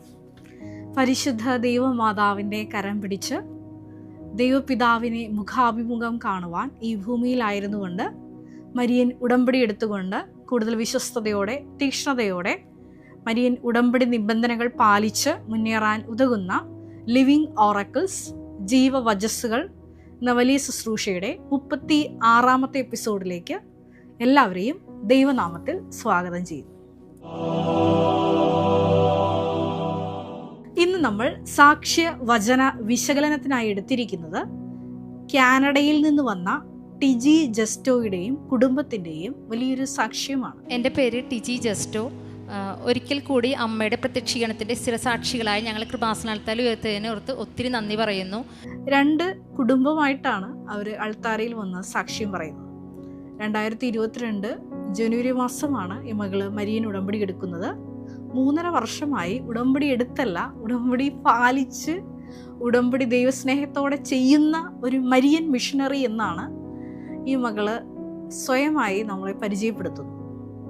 ഈ ടിജി ജസ്റ്റോയുടെ സാക്ഷ്യം ആരംഭിക്കുന്നത് വലിയൊരു ദൈവിക ഇടപെടലിൻ്റെ അനുഭവത്തോട് കൂടിയിട്ടാണ്. എൻ്റെ ആദ്യത്തെ സാക്ഷി എന്ന് പറയുന്നത് എൻ്റെ ഹസ്ബൻഡിൻ്റെ അനിയൻ്റെ ഫാമിലിക്ക് വേണ്ടിയിട്ടാണ്. അവർ 2 പേരും ഡെഫ് ആൻഡ് ഡംബ് ആണ്. അവർ ഞങ്ങളുടെ ഒപ്പം ഉടമ്പടി എടുത്തവരാണ്. അവർക്ക് 7 വർഷങ്ങൾക്ക് ശേഷം മരിയൻ ഉടമ്പടി എടുത്തു എന്നുള്ള ഒറ്റ കാരണത്താൽ പ്രകടമായ മരിയൻ അടയാളത്തോടു കൂടിയിട്ട് ഒക്ടോബർ മാസം ഈ മകള് പ്രഗ്നൻ്റ് ആവുകയും യാതൊരു വൈകല്യവും ഇല്ലാത്ത ഒരു മകളെ മെയ് മാസം ലഭിക്കുകയും ചെയ്യും. അപ്പോൾ മാതാവിൻ്റെ മാസമാണ് ഈ മകൾ അനുഗ്രഹിക്കപ്പെടുന്നതും ഒപ്പം തന്നെ മെയ് മാസമാണ് ഈ മകൾക്ക് ഒരു കുഞ്ഞിനെ ലഭിക്കുന്നത്. അതൊരു പ്രകടമായിട്ടുള്ള ഒരു ദൈവിക ശക്തി ഈ മകളുടെ ബോഡിയിൽ ഒരു കറണ്ട് പാസ് ചെയ്യുന്ന ഒരു അനുഭവം ഒക്ടോബർ മാസം ഉണ്ടായി എന്ന് പറഞ്ഞുകൊണ്ടാണ് ഈ സാക്ഷ്യം അൾത്താരയിൽ പങ്കുവയ്ക്കുന്നത്. തുടർന്ന് ടിജി പറയുന്നുണ്ട്. ഇനി 2ാമത്തെ സാക്ഷി എന്ന് പറയുന്നത് ഞങ്ങൾക്ക് കാനഡ PR കിട്ടിയതാണ്. ഞങ്ങൾ ഇവിടുന്ന് സ്റ്റഡി വിസയിലാണ് കാനഡയിലോട്ട് പോയത്. ഇപ്പോൾ കാനഡയിലുള്ളവർക്ക് അറിയാം PR കിട്ടുകയെന്ന് പറഞ്ഞു കഴിഞ്ഞാൽ വളരെ വളരെ ബുദ്ധിമുട്ടുള്ള കാര്യമാണെന്ന് കാനഡയിലുള്ള എല്ലാവർക്കും അറിയാം. പലരും തിരിച്ച് വന്നുകൊണ്ടിരിക്കുന്നു, കൺട്രി വിട്ടുകൊണ്ടിരിക്കുന്നു, അങ്ങനെ ഒത്തിരി കാര്യങ്ങളാണ്. ഇനി കിട്ടുകയാണെങ്കിൽ തന്നെ 4-5 വർഷം ഒക്കെ പിടിക്കുന്നുണ്ട്. ഞങ്ങളുടെ കാര്യത്തിൽ ദൈവത്തിൻ്റെ വലിയൊരു കൃപ കൊണ്ട് എൻ്റെ ഹസ്ബൻഡിന് ഞങ്ങൾ ചെന്നത് ഹെവി വിൻ്ററിലാണ്. പിറ്റേ മാസം തന്നെ ഒരു PR സപ്പോർട്ട് ചെയ്യുന്ന ഒരു ഓട്ടോമൊബൈൽ ഒരു അമേരിക്കൻ ഓട്ടോമൊബൈൽ കമ്പനിയിൽ അദ്ദേഹത്തിന് ഒരു ടയർ റിപ്പയറിംഗ് കമ്പനി അദ്ദേഹത്തിന് ജോലി കിട്ടി. ദൈവത്തിൻ്റെ കൃപ കൊണ്ട് ഒരു സർവൈവൽ ജോലിയോ ഒരു റെസ്റ്റോറൻറ്റ് ജോലിയോ ഒന്നും അദ്ദേഹത്തിന് ചെയ്യേണ്ടി വന്നില്ല. അദ്ദേഹം ഒരു മെക്കാനിക്കൽ ഫീൽഡിലായിരുന്നു. അവിടെയും ഒരു ടയർ റിപ്പയറിംഗ് മെക്കാനിക്കൽ ഫീൽഡിൽ അദ്ദേഹത്തിന് ജോലി കിട്ടി. അത് PR സപ്പോർട്ട് ചെയ്യുന്നതായിരുന്നു. പിന്നെ മാതാവിൻ്റെ നേരിട്ടുള്ള ഗ്രീൻ ചാനലിലൂടെ PR ലഭിക്കുന്നത് ഒരുപാട് പ്രതിസന്ധി ഘട്ടങ്ങൾ നിങ്ങൾക്കറിയാവുന്ന പോലെ കാനഡയിൽ PR ലഭിക്കുന്നതിനുണ്ട്. ഈ പ്രതിസന്ധി ഘട്ടങ്ങളൊക്കെ ഇവർ അതിജീവിക്കുമ്പോഴും പരിശുദ്ധ അമ്മ തൻ്റെ സ്വന്തം ദൈവ പൈതൽ എന്നുള്ള ആ ഒരു സ്നേഹത്തോടെ വാത്സല്യത്തോടെ ഈ കുടുംബത്തെ സന്ധിച്ച് തക്ക സമയത്ത് സാക്ഷ്യപീഠത്തിൽ ഉയർത്തിയ വലിയൊരു അനുഭവവും ഈ മകള് പറയുന്നുണ്ട്. അത് വേറൊന്നും കൊണ്ടല്ല, ഈ മകള് ഇവിടെ ബഹുമാനപ്പെട്ട വി പി ജോസഫ് അച്ഛൻ പറയുന്നത് പോലെ തന്നെ നിങ്ങൾ മരിയൻ ഉടമ്പടി എടുക്കാൻ ഈ കൃപാസനത്തിലോട്ട് കാലെടുക്കുമ്പോൾ തന്നെ നിങ്ങൾ ഉടമ്പടി വെറുതെ പേരിനെടുക്കുന്നതാണോ അതോ ഉടമ്പടി ജീവിക്കാനാണോ ഇതെടുക്കുന്നത് എന്ന് ദൈവപിതാവിന് അറിയാം. ഈ മകള് സ്വയം, ഞാൻ നേരത്തെ പറഞ്ഞല്ലോ, ഇൻട്രൊഡ്യൂസ് ചെയ്യുന്നത് തന്നെ ഞാൻ ഉടമ്പടി എടുത്ത ആളല്ല, ഉടമ്പടിയിൽ ജീവിക്കുന്ന ഒരാളാണ്. അപ്പോൾ ഇങ്ങനെ ഈ മകള് ഉടമ്പടിയിൽ ഇങ്ങനെ പറന്നു വെട്ടി കാരുണ്യ പ്രേക്ഷിത പ്രവർത്തനങ്ങളൊക്കെ ചെയ്യുമെന്ന് ദൈവപിതാവിന് നേരത്തെ അറിയാവുന്നതുകൊണ്ട് കൈ തുറന്നാണ് ഈ മകളെ ഓരോ ഘട്ടങ്ങളിലും ദൈവപിതാവ് അനുഗ്രഹിച്ച് തക്ക സമയത്ത് സാക്ഷിയായി ഉയർത്തുന്നത്. ഞാൻ പറയാൻ ആഗ്രഹിച്ചത് ഇതൊന്നുമല്ല. നമ്മുടെ എപ്പിസോഡിൽ നിങ്ങൾക്കറിയാവുന്ന പോലെ ഒന്നില്ലെങ്കിൽ ഒരു ആന്തരികമായ ബോധ്യങ്ങൾ, വലിയ വചനബോധ്യങ്ങൾ ലഭിച്ച സാക്ഷ്യമായിരിക്കും. അതുമല്ലെങ്കിൽ ദൈവപിതാവ് നേരിട്ട് സന്ദേശം കൊടുത്ത ഒരു സാക്ഷ്യമായിരിക്കും. അതുമല്ലെങ്കിൽ കൃപാസനത്തിലെ മരിയൻ പ്രത്യക്ഷീകരണ സന്ദേശവുമായി ബന്ധപ്പെട്ട സാക്ഷ്യമായിരിക്കും ഞാൻ മിക്കവാറും വിശകലനത്തിലെടുത്തിരിക്കും. ഇത് ഞാൻ സാക്ഷ്യ വചന വിശകലനത്തിലെടുക്കാൻ കാരണം ഈ മകളുടെ കൃപ നിറഞ്ഞ ഒരു ജീവിതമാണ്. 1 കൊരിന്തോസ് 15:10 തിരുവചനത്തിൽ നമ്മൾ ഇപ്രകാരം വായിക്കുന്നുണ്ട്: ഞാൻ എന്തായിരിക്കുന്നുവോ അത് ദൈവകൃപയാലാണ്. എൻ്റെ മേൽ ദൈവം ചൊരിഞ്ഞ കൃപ നിഷ്ഫലമായി പോയിട്ടില്ല. നേരെ മറിച്ച് എല്ലാവരേക്കാളും കൂടുതലായി ഞാൻ അധ്വാനിച്ചു. ഞാനല്ല, എന്നിലുള്ള ദൈവകൃപയാണ് അധ്വാനിച്ചത്. അപ്പോൾ പണ്ട് നിങ്ങൾ ഇവിടെ മരിയൻ തപസ് ധ്യാനം കൂടിയിരിക്കുന്ന സഹോദരങ്ങൾക്കറിയാം, ബഹുമാനപ്പെട്ട വി പി ജോസഫ് അച്ഛൻ ഒരു 3-ാം ദിവസത്തിലേക്ക് പ്രവേശിക്കുമ്പോൾ എപ്പോഴും ജനങ്ങളെ ഉദ്ബോധിപ്പിച്ചുകൊണ്ടിരുന്ന ഒരു വചനം ഇതാണ്. അതായത്, നിങ്ങൾ അധ്വാനിക്കാനുള്ള കൃപയ്ക്ക് വേണ്ടി പ്രാർത്ഥിക്കണം. വിശുദ്ധ പൗലോസ് അപ്പോസ്തലൻ കൊരിന്തുസുകാരിലെ സഭയ്ക്ക് എഴുതിയ ഒരു ശക്തമായ വചനമാണ്. കൃപ എപ്പോഴും അത് ദൈവവേലയ്ക്കുള്ളതാണ്, അധ്വാനിക്കാനുള്ളതാണ്. അതിൻ്റെ ഒരു നേർ ഉദാഹരണമാണ് ഈ ഒരു സാക്ഷ്യം. ഈ സാക്ഷ്യം നിങ്ങൾ ഉറപ്പായിട്ടും താഴെ പിൻ ചെയ്തിരുന്ന സാക്ഷ്യം ഉറപ്പായിട്ടും 2-3 തവണ ആവർത്തി നിങ്ങൾ കേൾക്കണം. തീർച്ചയായിട്ടും നിങ്ങളിലും വലിയ ദൈവസ്നേഹം രൂപപ്പെട്ടുകൊണ്ട് നിങ്ങൾക്ക് വലിയ മരിയൻ പ്രേക്ഷിതരായി ഈ ഒരു സാക്ഷ്യത്തിലൂടെ നിങ്ങൾക്ക് വളരാൻ പറ്റും. കാരണം അത്രമാത്രം തീക്ഷ്ണതയോട് കൂടിയിട്ടാണ് ഈ മകൾ ഓരോ കാര്യങ്ങൾ പങ്കുവയ്ക്കുന്നത്. നമ്മൾ എപ്പോഴും ബഹുമാനപ്പെട്ട വി പി ജോസഫ് അച്ഛൻ പറയാറുള്ളത് പോലെ കൃപാസനത്തിലെ മരിയൻ ഉടമ്പടി എന്നുള്ളത് ഒരു ചൊല്ലുന്ന പ്രാർത്ഥനയല്ല, ചെയ്യുന്ന പദ്ധതിയാണ്.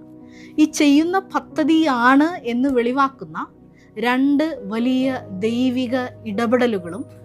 എന്താണ് ഈ കൃപാസനത്തിലെ മരിയൻ ഉടമ്പടി എന്നുള്ളത്? ഒരു ചൊല്ലുന്ന പ്രാർത്ഥനയല്ല, ചെയ്യുന്ന പദ്ധതിയാണ് എന്ന് വെളിവാക്കുന്ന വലിയൊരു സാക്ഷ്യമാണിത്. ഈ മകൾ പറയുന്നുണ്ട്, ഞാൻ ഇവിടെ നിന്ന്, അതായത് കേരളത്തിൽ നിന്ന് എല്ലാ മാസവും 5 കെട്ട് ഇംഗ്ലീഷ് പത്രം കാനഡയിലേക്ക് വരുത്തിക്കും. അവിടെ -30 ഒക്കെയാണ് ടെമ്പറേച്ചർ.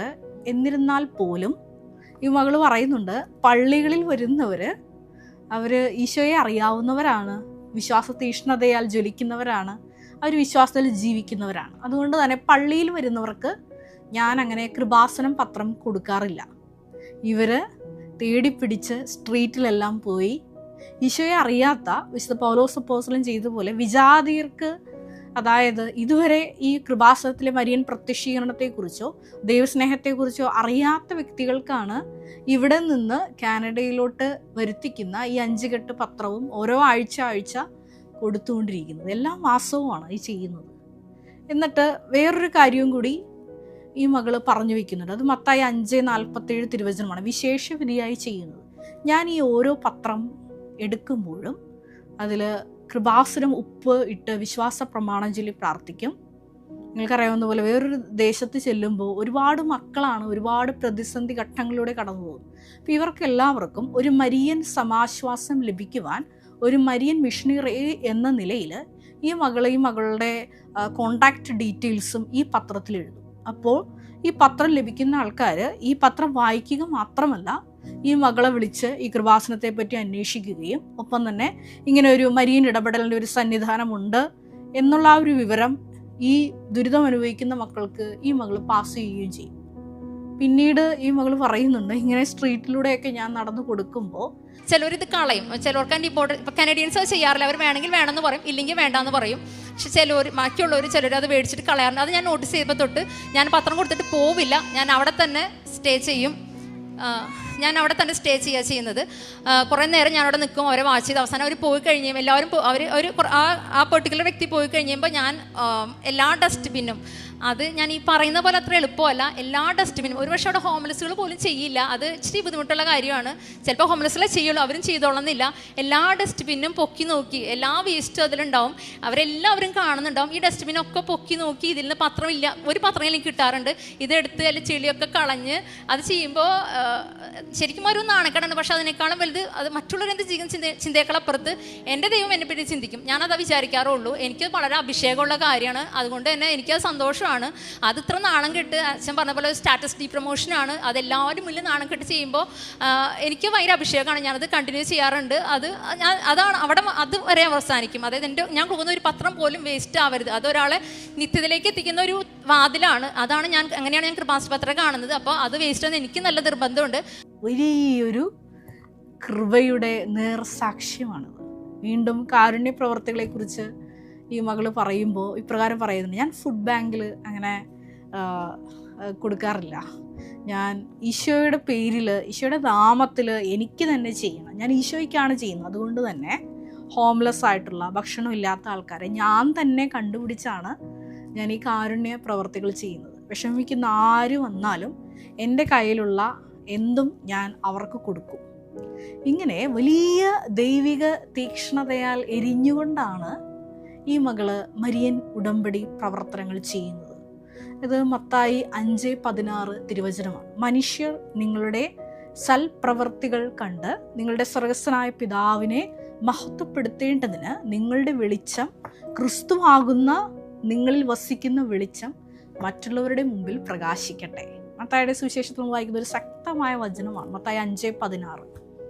ഞാൻ എൻ്റെ പ്രൊഫഷൻ ഡേയിൽ തിരഞ്ഞെടുത്ത എൻ്റെ ആപ്തവാക്യം എന്നുള്ളത് ഏശയ്യാ പ്രവാചകൻ്റെ പുസ്തകം 42-ാം അധ്യായം 7-ാം തിരുവചനമാണ്. ഈ ഒരു മത്തായി 5:16 തിരുവചനമായിട്ട് സാമ്യമുള്ള വലിയൊരു തിരുവചന ഭാഗമാണ്. അതായത് ദൈവം എപ്പോഴാണ് തൻ്റെ ആത്മാവിനെ ഒരു വ്യക്തിയിലോട്ട് അയക്കുന്നത്, ആ വ്യക്തിക്ക് എന്തിനാണ് ആത്മാവിനെ നൽകുന്നത്, അതാണ് ഈ ഒരു തിരുവചനത്തിൽ നമ്മൾ വായിക്കുന്നത്. വചനം ഇപ്രകാരമാണ്: അന്ധർക്ക് കാഴ്ച നൽകുന്നതിനും തടവുകാരെ കാരാഗൃഹത്തിൽ നിന്നും അന്ധകാരത്തിലിരിക്കുന്നവരെ ഇരുട്ടറയിൽ നിന്ന് മോചിപ്പിക്കുന്നതിനും വേണ്ടി ഞാൻ നിന്നെ ജനത്തിന് ഉടമ്പടിയും ജനതകൾക്ക് പ്രകാശവുമായി നൽകിയിരിക്കുന്നു. മരിയൻ ഉടമ്പടി എടുത്തിരിക്കുന്ന ഓരോ മക്കളുടെയും ലോകത്തിലുള്ള ഒരു പ്രേക്ഷിത ദൗത്യം ഇതാണ്. കാരണം നിങ്ങൾക്കറിയാവുന്ന പോലെ കൃപാസനം കാരിസത്തിന് വേണ്ടിയിട്ടാണ് എനിക്കൊരു കോൺസക്രേഷൻ അഭിയുവിൻ്റെ പിതാവ് നൽകിയത്. ഓരോ ഉടമ്പടി എടുത്തിരിക്കുന്ന മക്കളും ഈ ഒരു ദൈവവിളിയിലോട്ടാണ് നിങ്ങളെ തിരഞ്ഞെടുത്തിരിക്കുന്നത്. ഈ മരിയൻ ഉടമ്പടിയാകുന്ന ഈ പരിശുദ്ധ അമ്മയുടെ മധ്യസ്ഥതയിലെടുക്കുന്ന ഈ വലിയൊരു പ്രതിജ്ഞ, അത് ക്രിസ്തുവാകുന്ന വെളിച്ചം ലോകത്തിന് കൈമാറാനുള്ളതാണ്. അത് വൃത്തിയായി ചെയ്യുന്ന ഈ മകളുടെ ജീവിതത്തിൽ പരിശുദ്ധ അമ്മ വൻ കാര്യങ്ങളാണ്, ശക്തനായവൻ്റെ വൻ കാര്യങ്ങളാണ് ചെയ്തത്, നടപ്പിൽ വരുത്തിയത്. ഈ മകള് സാക്ഷ്യം അവസാനിപ്പിക്കുമ്പോൾ ഇപ്രകാരം പറയുന്നുണ്ട്: കൃപാസനം എന്നുള്ളത് എനിക്കൊരു PR കിട്ടാനോ എൻ്റെ ഈ അനിയത്തിക്കൊരു കുഞ്ഞിനെ കിട്ടാനോ ഞാൻ വന്ന ഒരു സ്ഥലമല്ല. എന്നെ ദൈവ സ്നേഹം എന്താണെന്ന് പഠിപ്പിച്ച ഒരു ഇടമാണ് കൃപാസനം എന്നുള്ളത്. കൃപാസനം എന്നുള്ളത് എൻ്റെ ഭൂമിയിലെ സ്വർഗമാണ്. മൂന്നാമതായിട്ട് ഈ മകൾ പറയുന്ന പ്രകാരമാണ് കാരുണ്യ പ്രേക്ഷിത പ്രവർത്തനങ്ങൾ ചെയ്യുന്നതോടൊപ്പം തന്നെ എല്ലാ വർഷവും കാനഡയിൽ ഇവരായിരിക്കുന്ന സ്ഥലത്ത് 12 കിലോമീറ്റർ വീതം നടന്ന് ഇവർ ജപമാല റാലി നടത്തും. അത് വലിയൊരു വിശ്വാസ പ്രഖ്യാപനമായിട്ടാണ് ഒരുപാട് മക്കളുടെ, ഞാൻ നേരത്തെ പറഞ്ഞതുപോലെ ഓരോ പത്രത്തിലും ഇവരുടെ സ്വന്തം കോണ്ടാക്റ്റ് നമ്പർ എഴുതി വെക്കുന്നത് മൂലം ഒരുപാട് മക്കളാണ് ഇവരെ വിളിച്ച് ഒരുപാട് പ്രാർത്ഥനാ വിഷയങ്ങൾ പറയുന്നത്. ഈ മക്കളുടെ എല്ലാം വിഷയങ്ങളെ ഈ ജപമാലയിൽ റാലിയിൽ നിയോഗം വെച്ചുകൊണ്ടാണ് ഈ 12 കിലോമീറ്റർ ഇവർ ജപമാല ചൊല്ലി റാലി നടത്തുന്നത്. ഇപ്രകാരം വിശേഷവിധിയായി ചെയ്തപ്പോൾ ഇവർക്ക് കാനഡയിൽ പെർമനൻറ്റ് PR തന്നാണ് ദൈവമാതാവ് ഈ കുടുംബത്തെ അനുഗ്രഹിക്കും. യാതൊരു സാധ്യതയില്ലായിരുന്നിട്ടും യാതൊരു മെറിറ്റ് ഇല്ലായിരുന്നിട്ടും ഈ സഹോദരി പറയുന്നുണ്ട്, അതായത് IELTS പാസ്സാകുന്നതടക്കമുള്ള കടമ്പകൾ ഞങ്ങളുടെ മുമ്പിൽ ഉണ്ടായിരുന്നിട്ട് പോലും തക്ക സമയത്താണ് ദൈവമാതാവ് ഓരോരോ തടസ്സങ്ങളിൽ ഇടപെട്ടുകൊണ്ട് ഇവരെ സാക്ഷ്യപീഠത്തിലേക്ക് ഉയർത്തിയത്. ഈ സാക്ഷ്യം കേൾക്കുമ്പോൾ നിങ്ങൾ മനസ്സിൽ കൊണ്ടുവരേണ്ട ഒരുപാട് ചിന്തകളുണ്ട്. ഞാൻ പറഞ്ഞതുപോലെ ആദ്യ കാലഘട്ടങ്ങളിലൊക്കെ കൃപാസനത്തിൽ വന്ന് മരിയൻ തപസ് കൂടുമ്പോൾ ബഹുമാനപ്പെട്ട അച്ഛൻ എപ്പോഴും പറയുന്ന ഒരു വാക്കാണത്. അതായത് നിങ്ങൾ ദൈവത്തിൻ്റെ കാര്യം ചെയ്യുമ്പോൾ ദൈവം നിങ്ങളുടെ കാര്യത്തിൽ ശ്രദ്ധാലുവായിരിക്കും. അതിനച്ഛൻ പറയുന്ന വലിയൊരു വചനഭാഗം ഇതാണ്, മത്തായി 6:33. നിങ്ങൾക്ക് എല്ലാവർക്കും സുപരിചിതമായിട്ടുള്ളൊരു വചനമാണ്. നിങ്ങൾ ആദ്യം അവിടുത്തെ രാജ്യവും അവിടുത്തെ നീതിയും അന്വേഷിക്കുക, ബാക്കിയുള്ളതെല്ലാം ചേർത്ത് നൽകപ്പെടും. അപ്പോൾ ഈ ചേർത്ത് നൽകപ്പെടുന്ന വിഷയങ്ങൾക്ക് വേണ്ടി നമ്മളുടെ ടൈം ഇൻവെസ്റ്റ് ചെയ്യാതെ ഈ മരിയൻ ഉടമ്പടിയിൽ നാളിതുവരെ ഉടമ്പടി എടുത്ത് പ്രാർത്ഥിച്ചിട്ടും എല്ലാ നിബന്ധനകളൊക്കെ പാലിച്ചിട്ടും നിങ്ങളുടെ വിഷയങ്ങളിൽ ഇതുവരെ ഒരു ദൈവിക തീരുമാനം ഉണ്ടായിട്ടില്ലെങ്കിൽ ഇന്നു മുതൽ നിങ്ങൾ ചെയ്യേണ്ട ഒരു നടപടി ഇതാണ്. ദൈവിക പുണ്യങ്ങൾ കൂട്ടിക്കൊണ്ട് മരിയൻ ഉടമ്പടി നിബന്ധനകൾ പാലിക്കുക. കഴിഞ്ഞ ദിവസം എൻ്റെ അടുത്ത് ഒരു കാണാൻ വേണ്ടിയിട്ട് ഒരു മകള് കുറച്ച് ദൂരെ നിന്നാണ്, കുഞ്ഞുങ്ങളുണ്ടാകുന്നില്ല എന്നുള്ളൊരു വിഷയമായിട്ടാണ് എന്നെ കാണാൻ വന്നത്. അപ്പോൾ ഞാൻ ആ മകളോട് സംസാരിച്ചപ്പോൾ എനിക്ക് മനസ്സിലായത് ഇപ്രകാരമാണ്. ആ മകളുടെ തടസ്സം ഇതാണ്, ദൈവസ്നേഹത്തോടെ അല്ല ആ മകള് ഈ ഉടമ്പടി നിബന്ധനകൾ ചെയ്യുന്നത്. അതായത് കൊളോസ്യൻസ് 3:10 തിരുവചനം അനുസരിച്ച് സൃഷ്ടാവിൻ്റെ പ്രതിച്ഛായയ്ക്ക് ഒത്തവിധം നവീകരിക്കപ്പെടുന്ന ഒരു പുതിയ സൃഷ്ടിയാകാനുള്ളൊരു വിളിയാണ് ഈ മരിയൻ ഉടമ്പടി എന്നുള്ളത്. ഈ മകളോ സാക്ഷ്യത്തിൽ അത് പറയുന്നുണ്ട്. TG എന്ന സഹോദരി ഹസ്ബൻഡ് ഇതേപോലെ ഒരു വ്യക്തിയുമായിട്ടൊരു ഇഷ്യൂ ഉണ്ടായപ്പോൾ ഈ മകൾ പറയുന്നുണ്ട്, ഞാൻ ഉടമ്പടിയിൽ നിൽക്കുന്ന ആളാണ്, ആ ഒരു യോഗ്യതയാൽ ഈ മകൾ പ്രാർത്ഥിക്കുന്ന പ്രകാരമാണ് എൻ്റെ ഹസ്ബൻഡ് എല്ലാ തെറ്റ് ചെയ്തിരിക്കുന്നത്. എന്നിരുന്നാൽ പോലും ഹസ്ബൻഡ് ചെന്ന് ആ വ്യക്തിയോട് മാപ്പ് ചോദിക്കണം.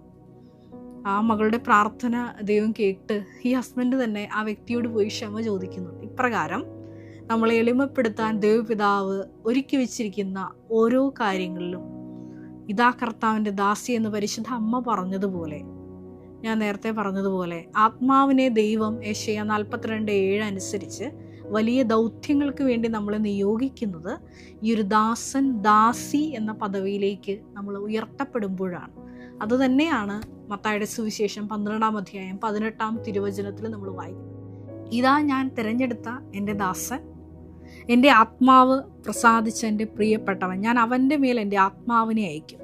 അവൻ്റെ പ്രത്യേകതകൾ എന്താണെന്ന് തുടർന്നുള്ള വചനഭാഗത്ത് നമ്മൾ വായിക്കുന്നുണ്ട്. അവൻ വിജാതീയരെ ന്യായവിധി അറിയിക്കും, അവൻ തർക്കിക്കുകയോ ബഹളം കൂട്ടുകയോ ഇല്ല, തെരുവീതികളിൽ അവൻ്റെ ശബ്ദം ആരും കേൾക്കുകയില്ല.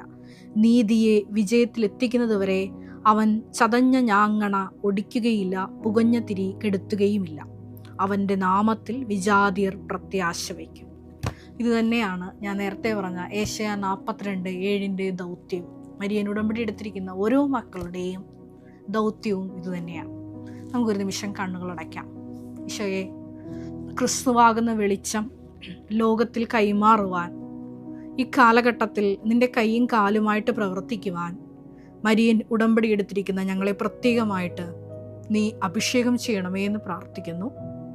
ഈശോയെ, അന്ധകാരത്തിലിരിക്കുന്നവരെ മോചിപ്പിക്കുന്നതിനും, അന്തർക്ക് കാഴ്ച നൽകുന്നതിനും, ഇരുട്ടറയിലായിരിക്കുന്നവർക്ക് വെളിച്ചം നൽകുന്നതിനും, ബന്ധനത്തിലായിരിക്കുന്നവർക്ക് മോചനം നൽകുവാനും ഇക്കാലഘട്ടത്തിൽ മരിയൻ ഉടമ്പടി വഴി ഞങ്ങളെയും ഈശോയെ നിൻ്റെ പ്രകാശമായി പ്രശോഭിക്കുവാൻ, ഈശോയെ അവരുടെ മുമ്പിൽ ക്രിസ്തു പ്രകാശം കൈമാറുവാൻ ഈ ശുശ്രൂഷയിലൂടെ പ്രത്യേകമായിട്ടുള്ള അഭിഷേകം ഞങ്ങൾക്ക് നൽകണമേ എന്ന് പ്രാർത്ഥിക്കുന്നു. കർത്താവായ ക്രിസ്തു വഴി ഞങ്ങൾ സമർപ്പിക്കുന്ന പ്രാർത്ഥന കേട്ടുകൊള്ളണമേ. Ave Maria. നമ്മുടെ കൃപാസനം പ്രത്യക്ഷീകരണ സന്നിധാനത്തിൽ ബഹുമാനപ്പെട്ട VP ജോസഫ് അച്ഛനോടൊപ്പം സമർപ്പിതരായി ശുശ്രൂഷ ചെയ്യാൻ ആഗ്രഹിക്കുന്ന സഹോദരങ്ങൾ, ഏറെ പ്രത്യേകമായിട്ട് +2 ഡിഗ്രി പാസ്സായ മക്കളുണ്ടെങ്കിൽ തീർച്ചയായിട്ടും താഴെ കാണുന്ന ഇമെയിൽ അഡ്രസ്സിൽ കോൺടാക്റ്റ് ചെയ്യുക, നിങ്ങളുടെ CV അയയ്ക്കുക. തീർച്ചയായിട്ടും പരിശുദ്ധ അമ്മയുടെ പ്രത്യക്ഷീകരണത്തിന് സാക്ഷികളായി ജീവിക്കുവാൻ നിങ്ങൾക്കൊരു ആന്തരിക ബോധ്യം, അതുമല്ലെങ്കിൽ ദൈവപിതാവ് നിങ്ങളെ വിളിക്കുന്നു എന്ന് നിങ്ങൾക്ക് ബോധ്യപ്പെടുന്നുണ്ടെങ്കിൽ തീർച്ചയായിട്ടും ഞങ്ങളെ കോൺടാക്റ്റ് ചെയ്യുക. എല്ലാവരെയും ദൈവം അനുഗ്രഹിക്കട്ടെ.